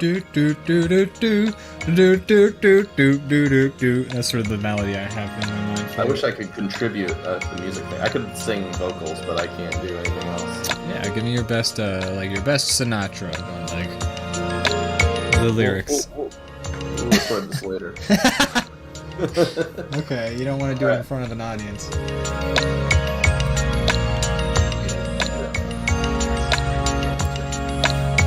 1, 2. Guys, Also, don't make me. Don't make him. Znoots said, oh my gosh. Znoots says that they do have a Scyther. In the DrawBomb log? In the DrawBomb. Are you grabbing that, or you want me to grab that? I'll get that popping in there. So accurate. So his was pretty good last time. He gave it 4 cans last time. I feel like we should show that one side by side because it's a great one too. It's true. Okay, let's get the. So his Scyther. Even that like Courage the Cowardly Dog tooth cavity thing. Yeah. So this was his Scyther. That's the original one he did back in January when we did that. Which is about accurate. a month ago. A fun game that we do like to play is we have done Scribble, you know, that website that's basically Pictionary, but like we'll do the Pokemon thing, and then we won't look up the Pokemon, and we'll have to draw those and like see if we can guess them. Like essentially Scyther from memory, but with like Pictionary version, which is pretty great. It's fun because then it's like, how well is my interpretation translating over for these other people who also don't have like the Google in front of them? If we could ever get our schedules to line up for another day of streaming, it'd be fun to do like a night that we do Scribble or Guarded Phone. Yeah, just something light and easy, or something like Drawful or something. Yeah, I think if we did some drawing games for the 100th episode, that would be enjoyable. We could do some Drawful for episode 100. We could stream a little bit longer than usual. I think we should. I mean, yeah. If we were to able to get the D&D sort of situation going, we were talking about, that would definitely go on until we were, done. Is he going to be busy? We don't know. We have to talk to our guests. Double Rocket says, yeah, I thought Scyther was supposed to have backwards knees like a bird. Yeah, see, he's hard to remember. That's why we chose him. You know him, you're like, that's Scyther, but you can't remember what he looks like. He's a lot harder. He's got a lot more, like, he's not crazy complicated, but he's got enough details where he's, like, for instance, if I wanted to draw a Hitmonlee, Hitmonlee is like, this is from memory. Just imagine these are bandages. Like, this is just really quick.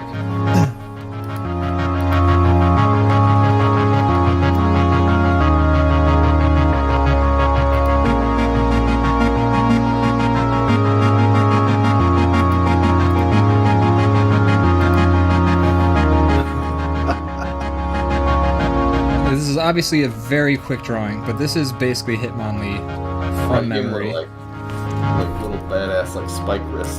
Yeah, I think he has those. I'm pretty sure. Yeah, I know you think that he does, but here's the real You're one. looking at a picture of him right now, aren't You're pretty close. You're pretty close. He's got like Matt from It's Always Sunny cat eyes. He does. He's got the wrapped legs you got right. If you would have gone that way with the arms, you would have been ready. So, I mean, it's closer than... He's got it pretty good. And he has weird, like, little ankle balls. Yeah, he does. I've never noticed. Only on the insides. This is the first time I've noticed. They're like sneakers. Yeah. But I got the number of toes right. I got the number of fingers right. So, yeah. So, that was easy. Wear some accessories on the wrist. Didn't do that wrong. You just wore something different that day. It's just his accessories. Yeah! So, I think we should do either a rock, paper, pencil or some prompts for the last 15 minutes. You mentioned wanting to do a prompt, so... I don't know. I don't have one ready. We could look, like, ask the audience. Let's look one up! I'll actively look for one, and also if the audience has any. Angry Pac-Man Ghost is one that's already there. Elbow Rocket is on it. Let a few get like brought up, and then we'll all decide on something and vote. Yeah, I'm just looking at prompt website generator, like prompt generator websites. Yeah, I go to artprompts.org sometimes and just shuffle through that. A lot of them I don't like, but there's some good ones sometimes.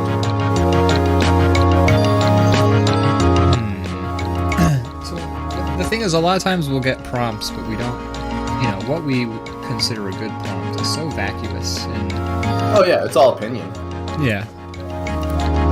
Just something that sounds fun to draw, I guess. How about Drunk Santa Claus?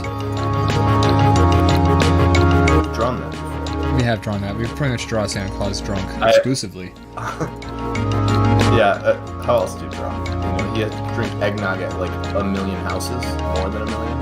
Like, why do you think he's eating those cookies? Houses. He's eating those cookies to soak up the alcohol. He's like, I'm fucked up. Fortunately, the deer drive. The reindeer drive, he doesn't have to... It's true, he doesn't get those DUIs. Can't pull over a man in the sky. Now, touch it with that, man. honey... Comes in, he pisses on the rug, he thinks he's in the bathroom. Make sure you leave a copy. Make sure you leave a copy of Jugs magazine and a carton of cigarettes on the plate for Santa Claus. Like Jugs magazine is like a Married with Children thing. Like yeah, I don't think it's real. And the gifts get way weirder by the end of Christmas. Like if you're in the time zone where he's like finishing his shift, I'm sorry, you're not getting the best gifts. Yeah. Trying to find the drawing real quick. I found a Pinterest full of art prompts. Do you want, how about, a lot of tokers? How about, here's a Krampus one we did with the old rock, paper, pencil.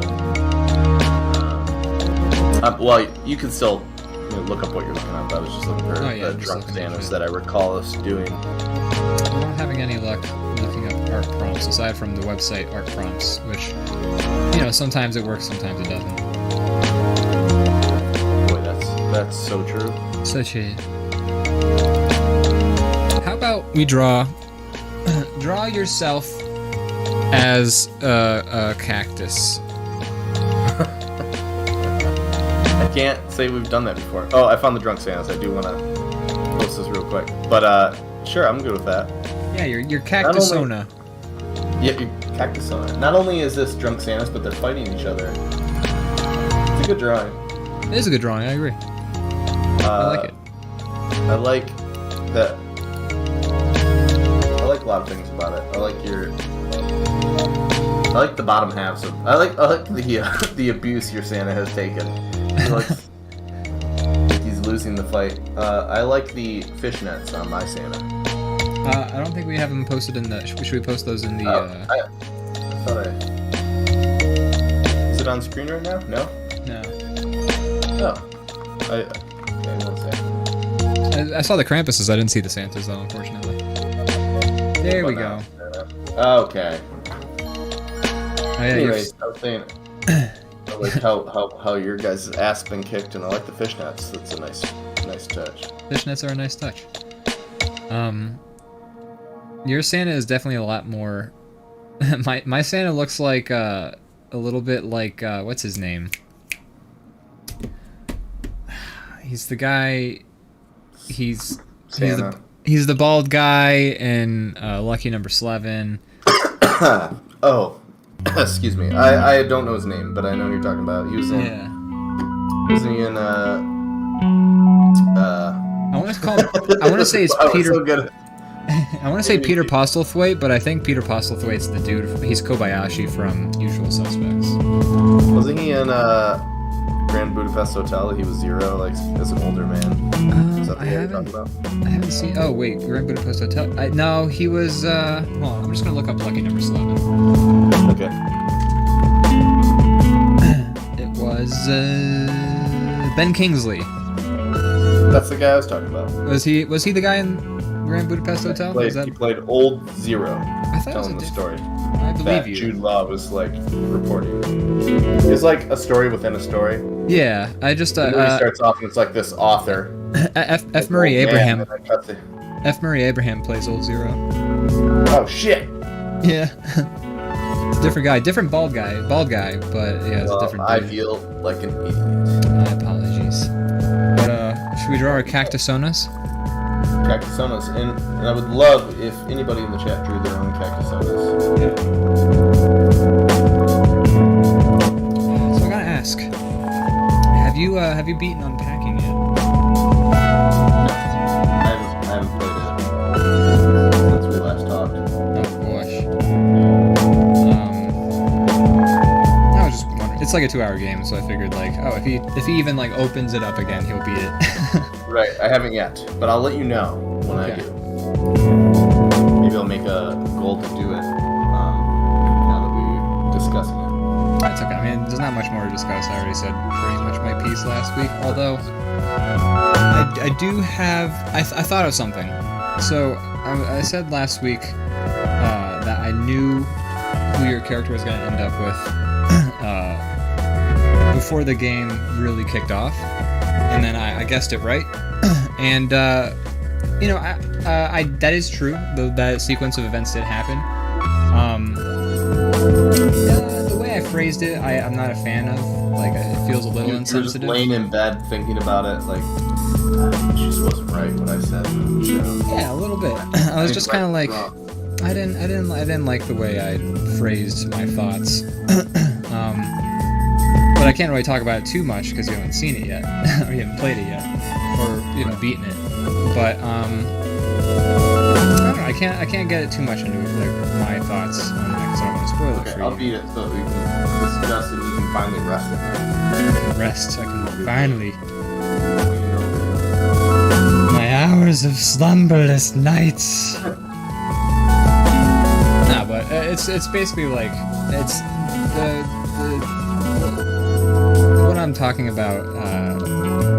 The relationship isn't something that's like a plot twist anyway, so it's just it's a weird framing of it.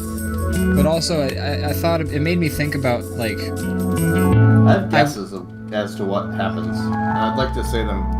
I don't want to cut you off, but I'll once you finish, I want to say what I think is. No, go for it. I was right. This will be a lot easier if you guess. My suspicion is that you have a kid, and then a lot of the things that were in your room as a kid and getting moved into her room. The handwriting is on the I mean that does happen. Yeah. It's cute. It's cute the way they wrap it up. But you do have a kid. Will it be thunder? For me, I was like, who do you have the kid with? And I had a suspicion when I first found out that you were a wizard. A wizard, that's right.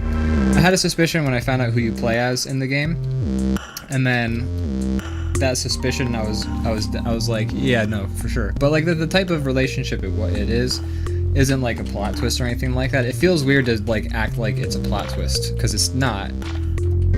It was just away by saying that. Was that? Is it? There's something like.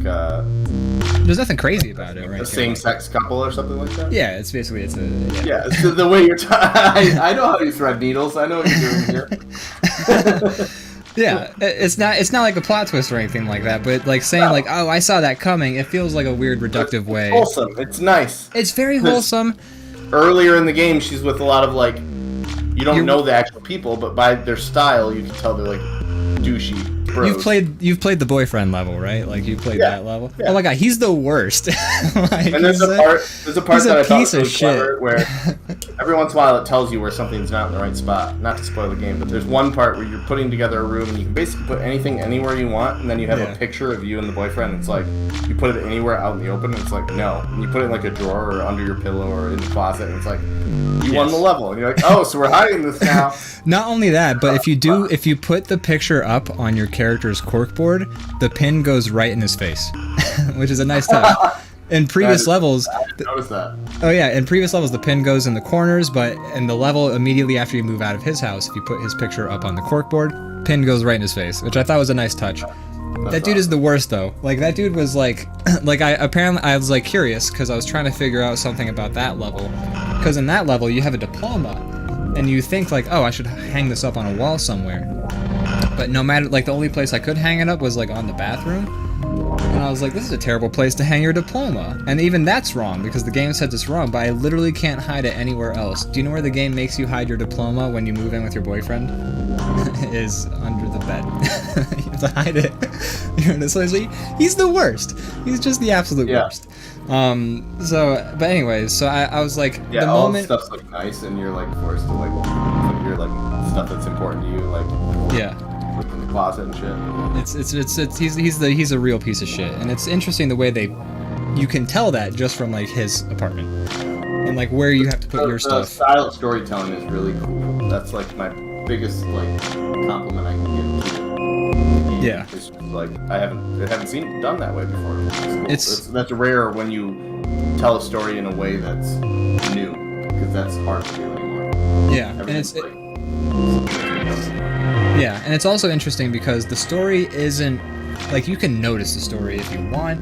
It's completely your choice if you notice the story or pay attention to. You could just play it as a de-stressing, like unpacking your house sort of game, or you could like actually pay attention to like who are these people I'm moving in with, like because if you pay attention to your character, you can see like when you're in college and stuff like that, you have a bunch of art books and you have like books on drawing anatomy and things, and like you can't see the titles, you can just see like a Vitruvian Man or like sketches of like a getting more and more Copic markers every period. Exactly. It's very relevant to my real life. Like yeah. The amount of Copic markers that I'm able to afford go up as time goes on. So, you know, there's nice little touches where you can pay attention and like notice the things about these characters' lives if you want. If you don't have to though, and it's just otherwise it's just a fun little game where you unpack. It drove me wild because the feng shui, I always kept thinking like, oh, I can do this better. I know I can do this better, but I had to like put that part of my brain aside. But you know, yeah, your character does end up in a same-sex relationship at the end, and that's super cute. And I love that I was able to see I love how in the second level of the game, I was like, oh, you play as a woman. That's interesting. And then I was immediately like, I bet you end up with a woman. And then you do. Like, that's cool. But then I thought about why was I able to guess that? And again, it's the type of relationship it is. It's not a plot twist. Oh, she ended up with a, like, fine. I love that I was able to, like, that was so predictable that it happened. I think that's great because you wouldn't get that representation like 10 years ago even. Or like you can guess that it's gonna, and maybe it was just clever the way they set it up. Like you're maybe like the items. I don't know, but I will say this. Playing as a woman, when I knew your character was a woman, I was like, you're gonna end up dating a woman. If my character was a man, I would say you're gonna end up dating a woman. I don't think you would ever date if I was playing a man in that game, I don't think I would have predicted like, oh, you'll end up with a man, because you don't see that in video games. You'll never, like, if you're playing a woman in a video game, there's a very high likelihood that you will play either a bisexual woman or a lesbian, because I actually read an article about this. Gamers don't want, even if they're playing as a woman, they don't want to date a man in the games because it feels gay. That's a fact. That is like so we still have a long way to go, is what you're saying. Still a long ways to go. But so like I was thinking about that. Like I was like, is it like insensitive of me to say like, hey, I predicted that you would end up in a same-sex relationship at the end of the game. You're just being honest. You predicted it. I did. What that means needs more analysis, but it's not. Yeah. That's it. You just say you saw it coming. I saw it coming. I think in the same, you know, we have a long way to go in our media, and there's certain things that society is more comfortable with. See, what Zenoots is saying in the chat is what I said the last time. Yeah, exactly. You did say that. I did say that, but I don't agree with that, because I think it's any video game.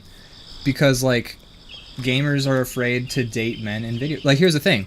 There are plenty of games where you can date a man, and those games are, like, Mass Effect, The Sims, or a lot of, like, choose-your-own-adventure sort of games. But those are games where your character is either bisexual or who is gay and, like, dating a man because of your choice. There's, like, so few games where your character is either, like, canonically bisexual or where, like, you as a player date a man, and it's because I think gamers still have this hang-up. Like, even if gamers have improved a little bit, and they still haven't really, like, where they can play a game as a woman character, which a lot of gamers still have a hard time with that. If they're playing as a woman, they still want to date a woman because they feel like they're dating a man then. Do you think the majority, and this, I don't want to insult women gamers, but do you think and I don't think this is insulting, I'm just asking, like, in general, do you think the majority of gamers are male? I think so. I think a lot of women play games. A ton of them do. A lot of women play games. The majority is male. I think male gamers make up the majority of what you'd call hardcore gamers, like the people who are spending like an absurd amount of money on gaming peripherals and like games like every month. But like those are also like the people who I think, like, I don't know, because there's a lot of gamers who play Call of Duty and like that's it. Like they say like, I'm a gamer, but all they do is they play Call of Duty and they don't touch like Animal Crossing, like the entire. I know almost every guy I know plays video games, but not every girl I know plays video games. That's where my barometer comes from. It's not something about like, it's not gatekeeping. I try to get my fiance to play games all the time, and she loves a lot of them. But I think the majority of gamers are male, and that's something like, I think that, you know, there's still a lot of men that are not sexually comfortable, and like, agreed. You know, a same-sex relationship that's women, they can identify, you know, they can still put themselves in the shoes because they date women in real life. At least, you know, cis men. Straight cis men, straight, yeah. But I don't. You know, I think that might be where it comes from. Is we're not. Anytime that I think we're like as a society gotten to a place where we're like, we did it. It's not. I'm snap back to reality. Whoops, there goes gravity. There goes gravity. And I just realized that we're not there by a long shot. So that's probably a lot of it. It's like people still aren't comfortable because there's still tons of homophobic people, and they're the majority of the people who buy the product. You know. Yeah, I think. Not that I think the studio would avoid that, because if they're already taking that leap, I don't think they're like, well, do we take the safe same-sex gender relationship or the dangerous one? I think they have the like good intentions of just writing a story. I think, well, that's the thing, is I think this game, I did actually try and look, like when I was watching the credits, I did try and see, like, is the creator, like the head director of the game, are they a man or a woman? Just because I was curious, because I felt bad, again, about the way I phrased, like, because they could have made the relationship in that game turn out the way it did, because that was the story they wanted to tell. Maybe it's personal to them, and they were like, I don't fucking know. I was making a whole bunch of wild conjectures, and that's you're just interpreting the art that you know. Yeah. Observed. That's it. But I think that sort of I think my interpretation was a little, just a little reductive. Just the way I interpret, like the way I took the data for my interpretation. So like I tried to see like, but I didn't find out if like I couldn't tell from the names if the director of the game was like a man or a woman, and I didn't do any additional research because I felt like that didn't matter. So, but maybe that was the story they wanted to tell. I truly don't know. I think that game, it's more likely that that's the story they wanted to tell than it was like a series of like. Seems like where it comes from is good. Yeah. You know what I mean? Like, it's not like, they're not being too strategic for, like, indie games. You can almost, like, obviously you want to sell your game, but you're not, like, overly, like, worried about the PR, I think. You're not making, like, a $20 game, or they want to give away for free on first pass. Yeah. And it's, you know, so it's a well-made game that tells a story in a unique way.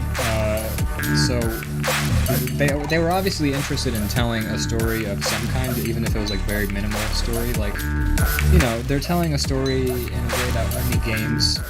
And that's the interesting thing about the game itself, is that it's telling a story in a way that is literally only possible through the format of video games. Which I think is really cool. So obviously that story was, you know, something they wanted to tell. I don't know. You know. And also, maybe it's not my place to take this as entertainment. I don't know. You know, I'm not sure, but I do think seeing that person find themselves was heartwarming. And entertaining.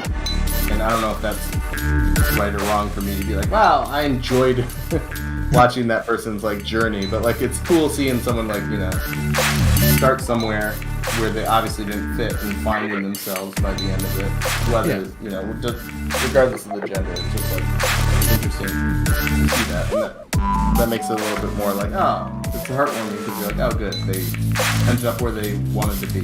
Yeah, well, it's nice because the game, it's a very happy ending, and I had another friend who streams who they were streaming The Sims at first, and then they switched over to playing Unpacking, and there was somebody in the comment section who was just like, yeah, it's a cute little story that's like very subtle, and it made me very happy the way it ended. And I'm like, well, fucking A, there you go. A person played the game. I've been seeing a ton of that on like Twitter. People are psyched about that game. I've been hearing like people like super hyped about how it ended. I didn't realize until I talked to you how it ended, but it makes sense. I'm sorry to spoil it, by the way. I mean, it's... No, It's not. It's funny. I just know you too well. You didn't really spoil it. You just the way you were navigating the talk made me realize exactly what we're talking about. Yeah. You try to be sensitive, which is a good quality. I think you gotta be safe in this world. The way you talk about things, you don't want to. We don't want to make anybody feel. Yeah. Well, first of all, left out, or not even left out, but like you don't want to make anybody feel like bad. Yeah. Well, the way I talked about it, I think originally, first of all, it probably sounded like I was kind of like, first of all, it was reductive, so it probably sounded like I was kind of like, oh, of course the game ended, like you're dating a chick, like what the fuck ever. But I mean, I was actually like, when I saw that was the ending, I was like, oh, that's really sweet and cute, and like it's, and again, I was really happy that like I like started the game. I was like, oh, you're playing as a woman? I wonder if you end up with a woman by the end of the game, and I was right. And I was like, oh, that's cool. That like that's not a surprise. Like the fact that can be something that happens in a game, and I'm not shocked or like, wow, I can't believe they went there. Come a long way in that regard. So that's progress in some. It's doesn't mean forward progress in every aspect of that particular struggle, but it's something, and I think that's good. And if it made people happy. It's somewhere, and if it made people happy, which apparently it did, like fucking good. Like again, we're not yum yuckers, we're yum yummers, if anything. Right. And I'm happy that yum yums. We like to yum yum. So I'm glad that those people had their yums yummed, and we yum yum. That's it. It says my oh my god, my cactusona. Reading it like. He wrote it in a different way than I did. He wrote it in smart for me to turn it from type into actual words. My cactusona is in the DrawBomb. We'll bring that up in just a moment when we're finished. And also Belbo Rocket says, is that a fucking boner, Ian? Oh, I put a sweatshirt over my arm now and a pencil. Your boner is holding a pencil. Yeah, my boner does do that. Just put it right in the Cactuses are always doing the same thing. They're always like, hey, whoop. Sometimes they do one of these. Doing the robot. Doing a cactuar. So that's our cactusonas. Pretty nice. Let me bring up the Z News. I'm excited to see it. It's always got good stuff. Oh, we got a few. That's awesome. All right. Z News is doing the robot cactusona. He's the cactuar from Final Fantasy. Yeah, Final Fantasy. Have you played any Final Fantasies aside from 14? 7. Okay. And then like 2 and 3 like on Nintendo or something. Okay. So there's Z-Newts. But I need to play more. I mean, I should play some others. I know they're great. I know. I think Zach. I like it. I like the. Yeah, you definitely went. You definitely went for the Final Fantasy route. I like the hat. And the hair is a nice touch. The hair is a good touch. Oops. Sorry. Let me bring up. Very cute one.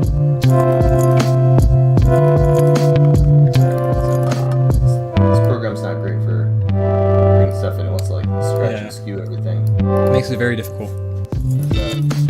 Hey, that's Bell Rockets right there. I like it. I like how it looks like it's in an electrical plug. That's what I was gonna ask. What do you think? I'm happy to hear Bell Rockets answer. But what are we coming out of there? I like to think that is a electrical outlet, like you're getting plugged in like a Glade plug-in. It's like a nightlight or a Glade plug-in. Yeah, exactly. So that's what I'm seeing from that. Is that a boner on the side of it? Those are 2 boners right next to it. Like this crazy. Oh my god. A nightlight. Okay, so I was right. Cool. Oh, okay. We were actually a Glade plug-in is kind of the same vibe as a nightlight, except instead of light, it smells. It's a different sense, but Yeah. Some plugins do the sense where you see light. Some plugins do the sense where you see smells, and then some of them you see dead people. I've seen dead people before. That is a fact. You saw dead people? Once. Where'd you see them? Oh, where were those dead people?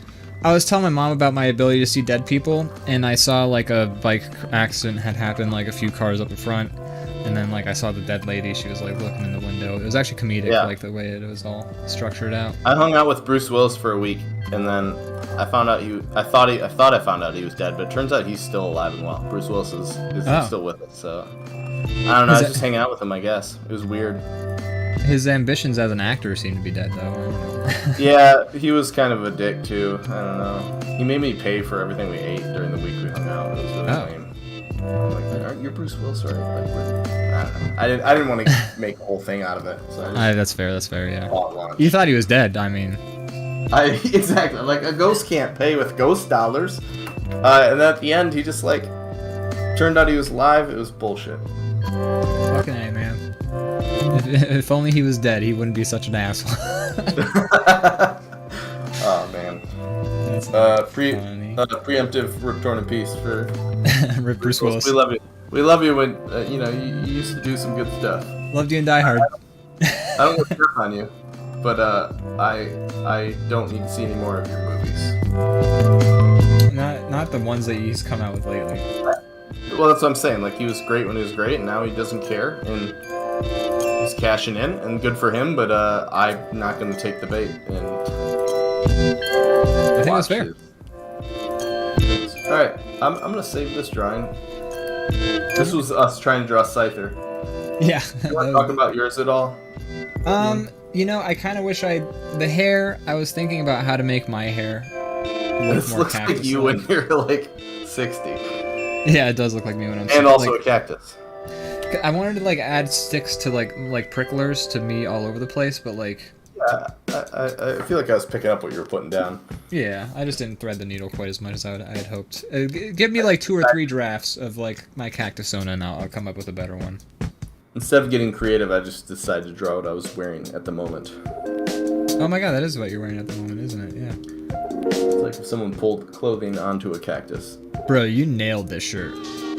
Oh yeah, thanks, bro. Dude. I wear the shirt all the time, and I do it so that I can draw it. You fucking nailed that shirt, bro. Thanks, bro. Dude, sick. You're always building me up. Dude, that's what I did, bro. That's what I did. Bro, I have a question for you. Do you have anything to plug, bro? Bro. So happy you said that. Yeah, bro. I got you. I'm gonna stop. Okay. Bro. You guys got the sickest projects, bro. Bro. Oh, my music's on Spotify? Finally? Yes, I've been listening to it, actually. Not even just try to, like, puff up your numbers. I've been listening to it because I just like that album. Thank you. I'm so appreciative. Look at Soup. I'm going to type it out. I'm going to write it out. Look up Head Comet. Head Comet. That is a much easier thing to look up. There's no other albums named Head Comet. Oh, okay. Well, then maybe write it out so they can. Well, no, there are no albums named Head Comet. Oh, okay. I thought you said there are more. No, I was surprised. I thought there'd be like at least 5, but. Today, Morgan was like, we were watching your stream, we were just hanging out, and you mentioned your album, and I'm like, and she's like, oh shit, I want to add it, and she pulled out her phone, and I'm like, let me type that in for you. So that's my name right there, is Superfly Arturo. It's a lot easier to Google you if you have a misspelling in your name, which is why Superfly is spelled. Oh, using your brain there. You're a smart man. Hey. What can I say? Yeah, but Head Comet, it's a good album. If you like the music that plays during the show, some of those songs are on there, actually. That's true, yeah. More that are great. That's true. That's so true. It's good stuff. Thank you. But yeah, aside from that, just other projects I haven't quite finished yet, but they're in the progress. How about you? Do you have anything you do, like, or are doing? I have a show on Mondays. It's fantastic. It's called DrawBomb. We're nearing our 100th episode, which you're not going to want to miss because we're going to do some crazy shit that we haven't come up with yet. Oh my god. We haven't. We don't know what we're doing. We don't know. We have no clue. 2 weeks from today! Today! It doesn't come up. We'll be doing it, and it's going to be, wow, it's going to blow your minds. Your minds are going to be splattered all over the wall, but in, like, a positive way. Yeah. That's like a dusty mind. That's like when someone blows off an old book. That's like my favorite joke is like somebody opens their wallet up and it's Like the noise of like flies the out. yeah, but it's the sound that gets it's the it's like so aggressive. It cracks me up every time. If you need sound effects for your cartoons, Ian does a great dust cloud. He's gonna pass out from lightheadedness here soon. There he is. He's gone. Anyways, on that note, thanks everybody who tuned in. Xenoots, Belbo Rocket, Leviathan Den. Thanks. We had some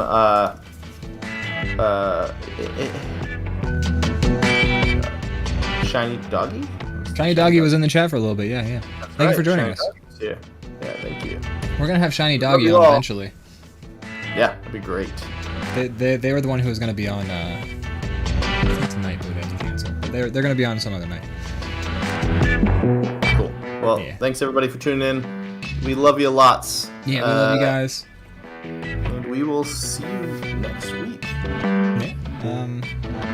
I can't think of anything else. So bye. Oh wait, you know what? We never did the outro. I song. know you weren't. I forgot you know, to fucking do that. It's all right. It's all right. You can. I know really that- love your stream how you like. And And do like it's very nice. try and like speak in between like the circles that are coming up. It's very enjoyable to watch as a viewer. So I'm glad pass that you on. enjoy that. Mhm. I forgot to put on this little outro song while we were doing that. I always remember do the Yeah, I plugs, do noticed the outro that was button. in purple. Yeah, you weren't purple, but now we're because we turned into the bombs. Now I'm purple. I already have like pink and purple lights in my room, so when you turn this filter on, I turn like into like a beacon of just like I look like the kid from Charlie and the Chocolate Factory that ate the stupid gum and turned into a great person. You turned into Veruca Salt. Nope. That's Yeah. the kid that wanted a goose. Ah, shit, you're Fell right. down the goose hole. Her name The is egg- something. Bad egg. Her name's like Violet, isn't it? Because she turns like a shade of purple. Yeah. Yeah. But I just think Veruca Salt's a really dope name. Choose the Gum. She wasn't. I think it's a band now. It is. Well, it is a band now. They named it after the character. But yeah, she chews the gum she's not supposed to chew. Turns into a grape, and then he's like, go squeeze it. That's true. Then they fucking just All the murder that kids child. nearly die, and then he's like, fuck it, take care of them, roll them out of here. Fuck those kids. Wait, don't say that. Don't Violet that. Beauregard is what Belbo Rocket says, which is also Beauregard. kind of a cool name. That is a good name. They have great names in that movie. What's the television kid's little name? German kid. Oh shit. His The name is German kid Klaus Kloop, isn't it? Is his name like Klaus Kloop, like the German kid? There's something Kloop. I don't know if it's Klaus. Should we Might just be start Klaus. googling this before we? This is just our little sign-off Yeah. thing. This is a fun segment. This is what we do at the end of each show. We try to remember Roald Dahl characters. Isn't the kid who he gets put into the TV? Isn't his name like Mike TV? Yeah, I believe that is correct. Something TV. I love all of the characters' names in that movie. I'm not gonna lie, they're all like Veruca Salt is a great name. I don't know, that's just a fucking cool name. Like no wonder you named your band after it. Like, talk about the character a little bit. Yeah, I love. Like here's the thing. I'd always seen most of that movie on TV, but like I didn't realize I'd never seen the whole movie until I watched it with my ex like 3 years ago, something like that. She just put it on. And then they did that whole intro where they introduced like all the children and like that guy's like whispering into like all their ears. Yeah, and I realized it's a good movie. I've never seen like this part of the movie. I realized I'd never seen like the first 30 minutes of the movie. I'd only ever seen Willy Wonka doing like the somersault and pretending like he's old and frail, and then like welcome in. I'd only ever seen Pat up to that. So you didn't realize why Charlie's grandpa is such a dick. Yeah, no, I never, also, I never realized any of that shit, or like who the German guy. by the way, was. Augustus Gloop. Which Augustus is a good name. Gloop. I like Gloop as the last name. Yeah, It's that's a nice. great one. And it's so indicative if he falls in a big pile of fucking chocolate, like gloop.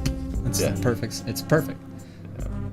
Gloop is a good name for like the gluttonous. Like they're all kind of like deadly sins in one way or another. Not all of them, but in some ways.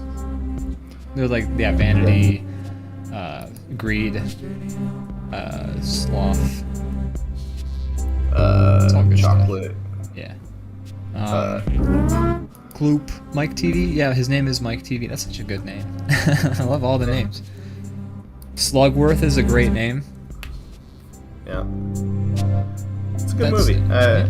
It's interesting they tried to remake it because, I mean, it's not interesting they tried to remake it, but I feel like I don't think they did a good job. But have you seen it? Have you seen the newest, like the remake that they did? It was a long time ago, but I have just like a really special spot in my heart for the original. So. I mean, the original is a classic. Like, it's very good. Like, it holds up too. So it's not even like a nostalgia thing. It's just good. Yeah. So the new one, I just really had very little patience for it, and then it just wasn't. You know, it had to be really good to push back past what already was good.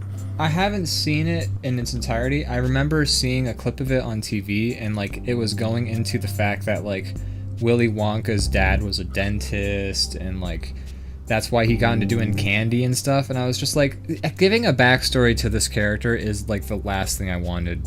Now I will say that's not the movie's fault necessarily, because if you read the books, they get really into it. Like the Oompa Loompas are like some like weird like indigenous tribe that they actually do go back and they go into all that. And not only that, at the end of the first book, a second book starts with the elevator shoots into space and they're fighting like fucking aliens in space. The second book is wild. So I do know that. The first movie is like the best essence of what this story is, and then just forget all the other stuff. Like that's the thing about we're just on this end screen for a while. Fuck it. Yeah, like, that's fine. Making up for last time. Yeah, but so like the thing, like when you do an adaptation from like a book to a movie, it's about streamlining the whole thing into the best package, because make like a screenplay. Yeah, because like there's so like one of my favorite movie of all time is the movie Fight Club, and like the book is great.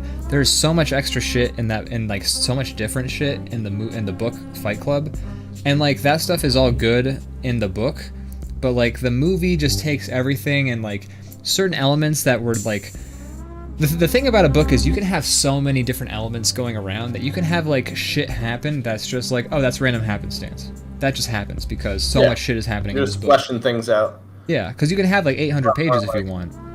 It's a lot more like stream of consciousness that's like allowed in a book. And also, I think in a movie, less is more. In a book, more is more. Like you want to build those worlds, you know, flesh things out, make everything like paint it out in someone's head. Yeah. But it doesn't work in a movie to just take all the details from a book. Mm-hmm. It doesn't work because like a lot of times a book will be like, oh yeah, and then this shit happened, just because guess what, we're 350 pages in, shit has to happen, so this happened, and then like that's the book, and like you can deal with that in a book because in real life shit just happens and you're like, oh fuck, I gotta deal with this now, and like in a book you're like, okay, I can deal with that. In a movie it's 90 minutes and you have to like take all these elements, and if you introduce shit, it's gotta be part of everything else. Otherwise, like, why am I even paying attention to this? Feels like a waste of time if it doesn't like pay off later or something like that. So like a movie will take like a good like adaptation will take like these different elements of a book.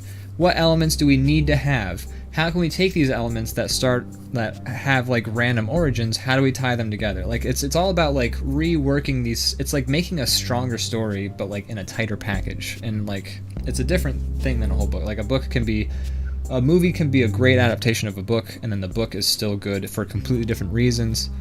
But yeah, it's all about like taking those like the right movie. Like Fight Club, in my opinion, is like a perfect adaptation. They took everything that needed to be in that story and then put it in the movie, but like made it all connect.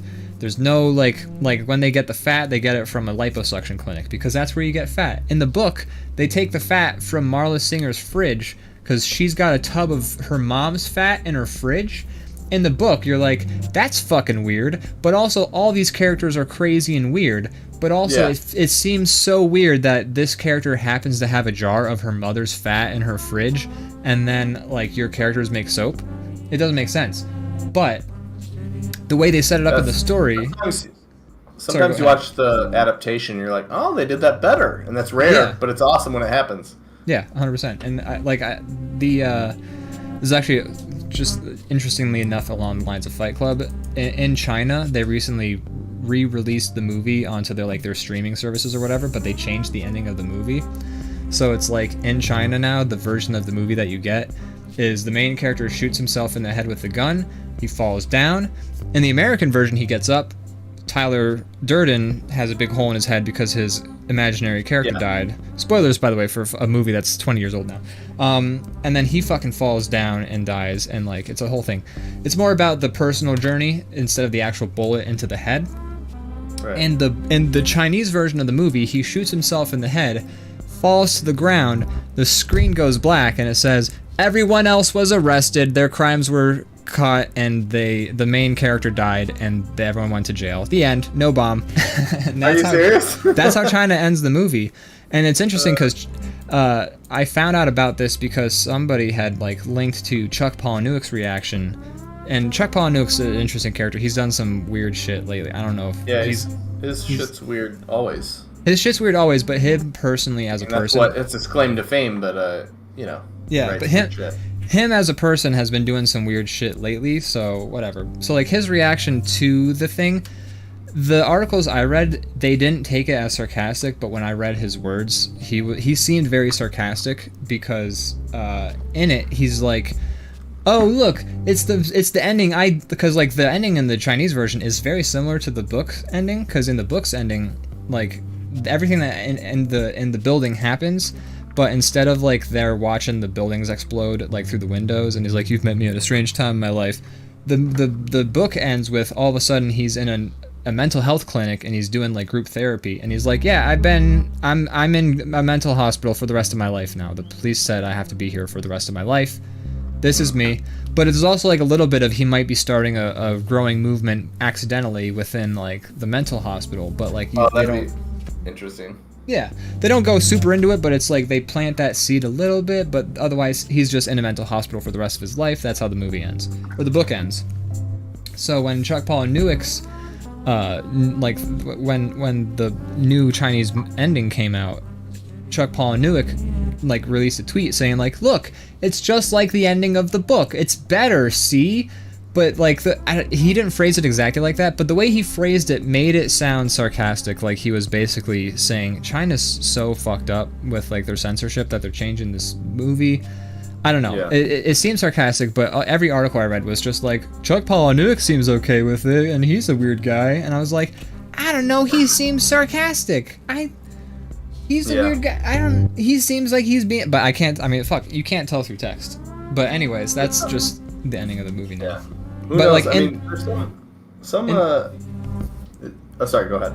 Well, I was just gonna say, in the DVD commentary of the movie, he's like talking to the director, and maybe it's a different situation because you're talking to the guy who made the movie and like you're on a recording, but he's like, oh, I love this ending. I think this ending might be better than the book.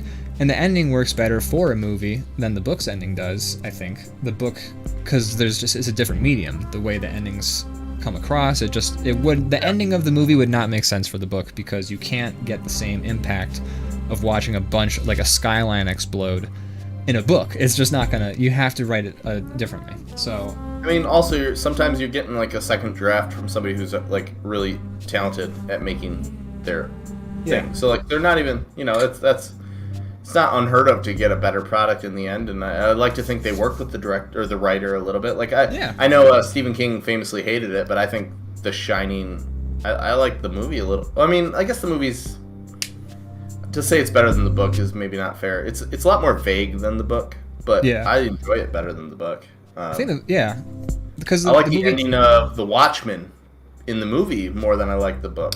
I don't know if I agree with that.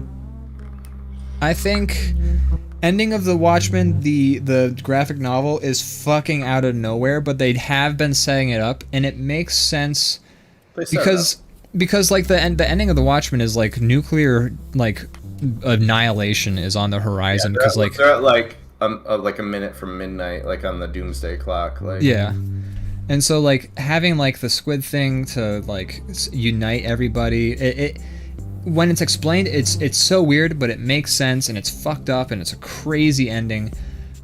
And the movie ending it's more generic and bland. It's just like an EMP or some shit like that does like the same shit that the squid does. No, they blamed it on. They said Dr. Manhattan did it.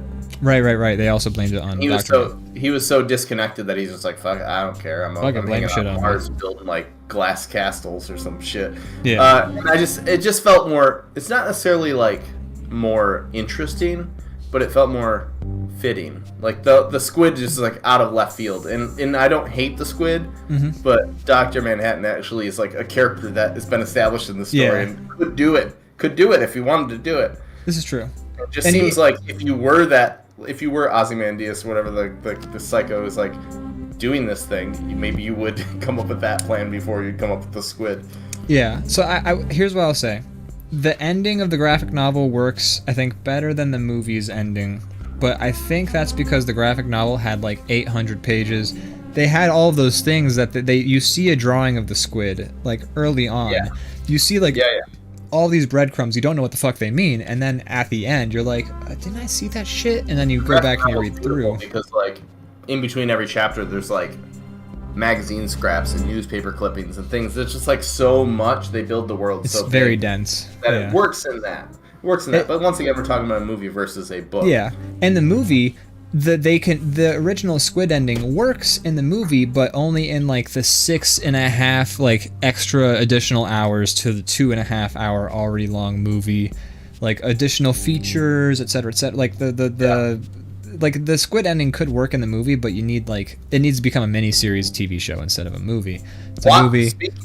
I think it's time to shut down the show, but I do want to end on this. Watch the Watchmen. I've heard the series is very good. It plays off the book, not the movie. So it does continue off the squid ending. I've heard a bunch of people say it's a pretty flawless show. Yeah, I've heard I liked it a lot. It's a new story. It's a contained like miniseries, which I love more than like a show that you never know what's going to end, because sometimes they burn out. And this thing you love, they lose like steam. But like something that knows what it wants to be from start to end is really great. I enjoyed it. It's really good. Yeah, it's pretty cool. I haven't seen it myself, but I've heard people say it's pretty much like a flawless season of television, like a very, very highly regarded. Definitely recommend it. We're gonna end this in just a moment, but I just want to answer something that Bell Rocket said. She was talking about Scott Pilgrim, the movie. How did you feel about that movie? I enjoyed it. I liked it. Yeah. How did you? I might be in the like. The chat might disagree with me. I was gonna mention first off when she said she likes the book of American Psycho better than the movie, and it sounded like Zenus was saying he likes. Zach likes the book better, or Zach likes the movie better than the book. No, he likes the movie better than the book. Yeah, and then it sounds like she likes the book better than the movie, and I want to get into that, but I'm like, we're already half an hour over. Okay, let's just talk about it. Why not? I like the movie better, but they're both good. In my opinion. American Psycho.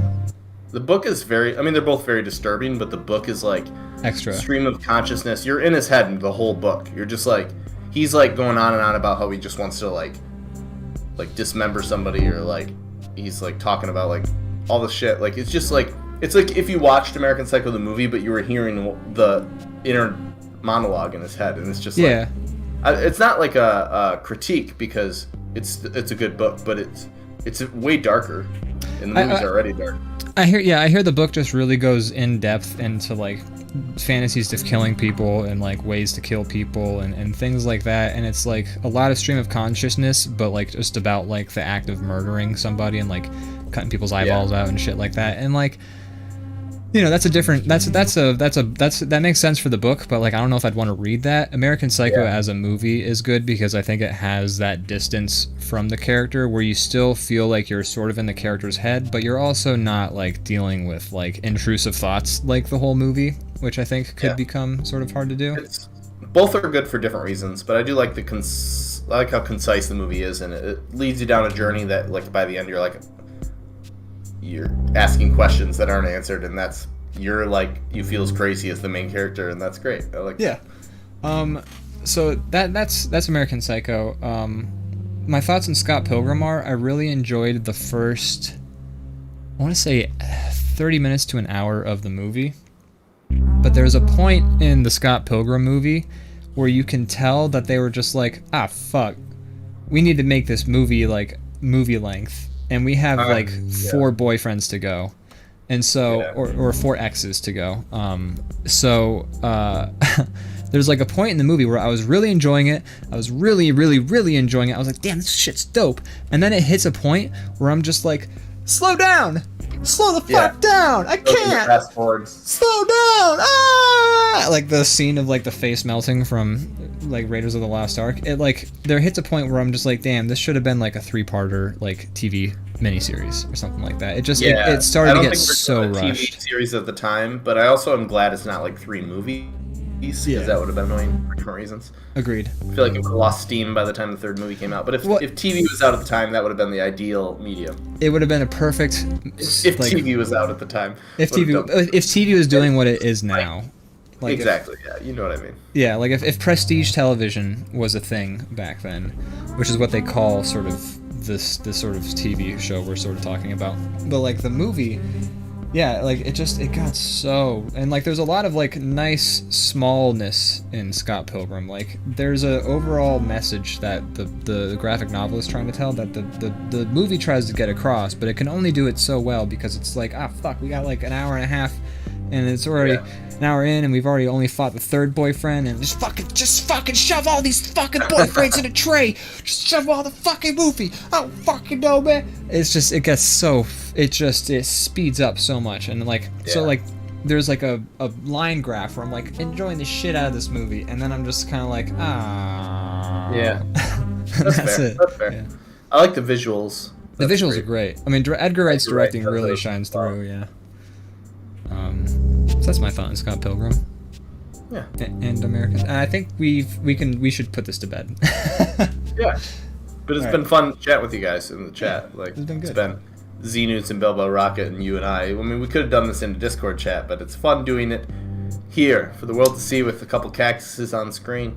Yeah, with us doing like nothing but being in the bottom corner of the screen. But I like to think that we're a show about the arts. We both make arts, but we like to discuss and critique. Yeah. And so I mean, these are the things that, not to speak for you, but I believe so, inspire us. You know, like this is we're artists because we love this stuff so much. Absolutely.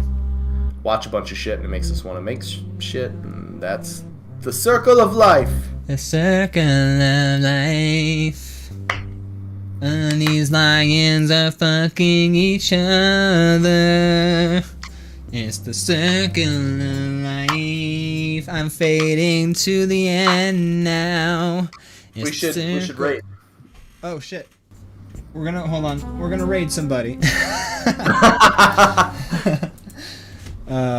Cody Shibi's going live. You want to do him? Fucking raid Cody Shibi. Shibi? Is it Shibi? I have no idea. Cody! He does great stuff. Right. You should watch his stream. It's fun to draw along with as well. He has way more like community that's into it. But he's a very cool guy. Steal them all. So he's really cool. All right, thanks for watching, everyone. Thanks, guys. Bye. The circle of life. We're raiding Cody Shibi. Oh, he hasn't even started yet.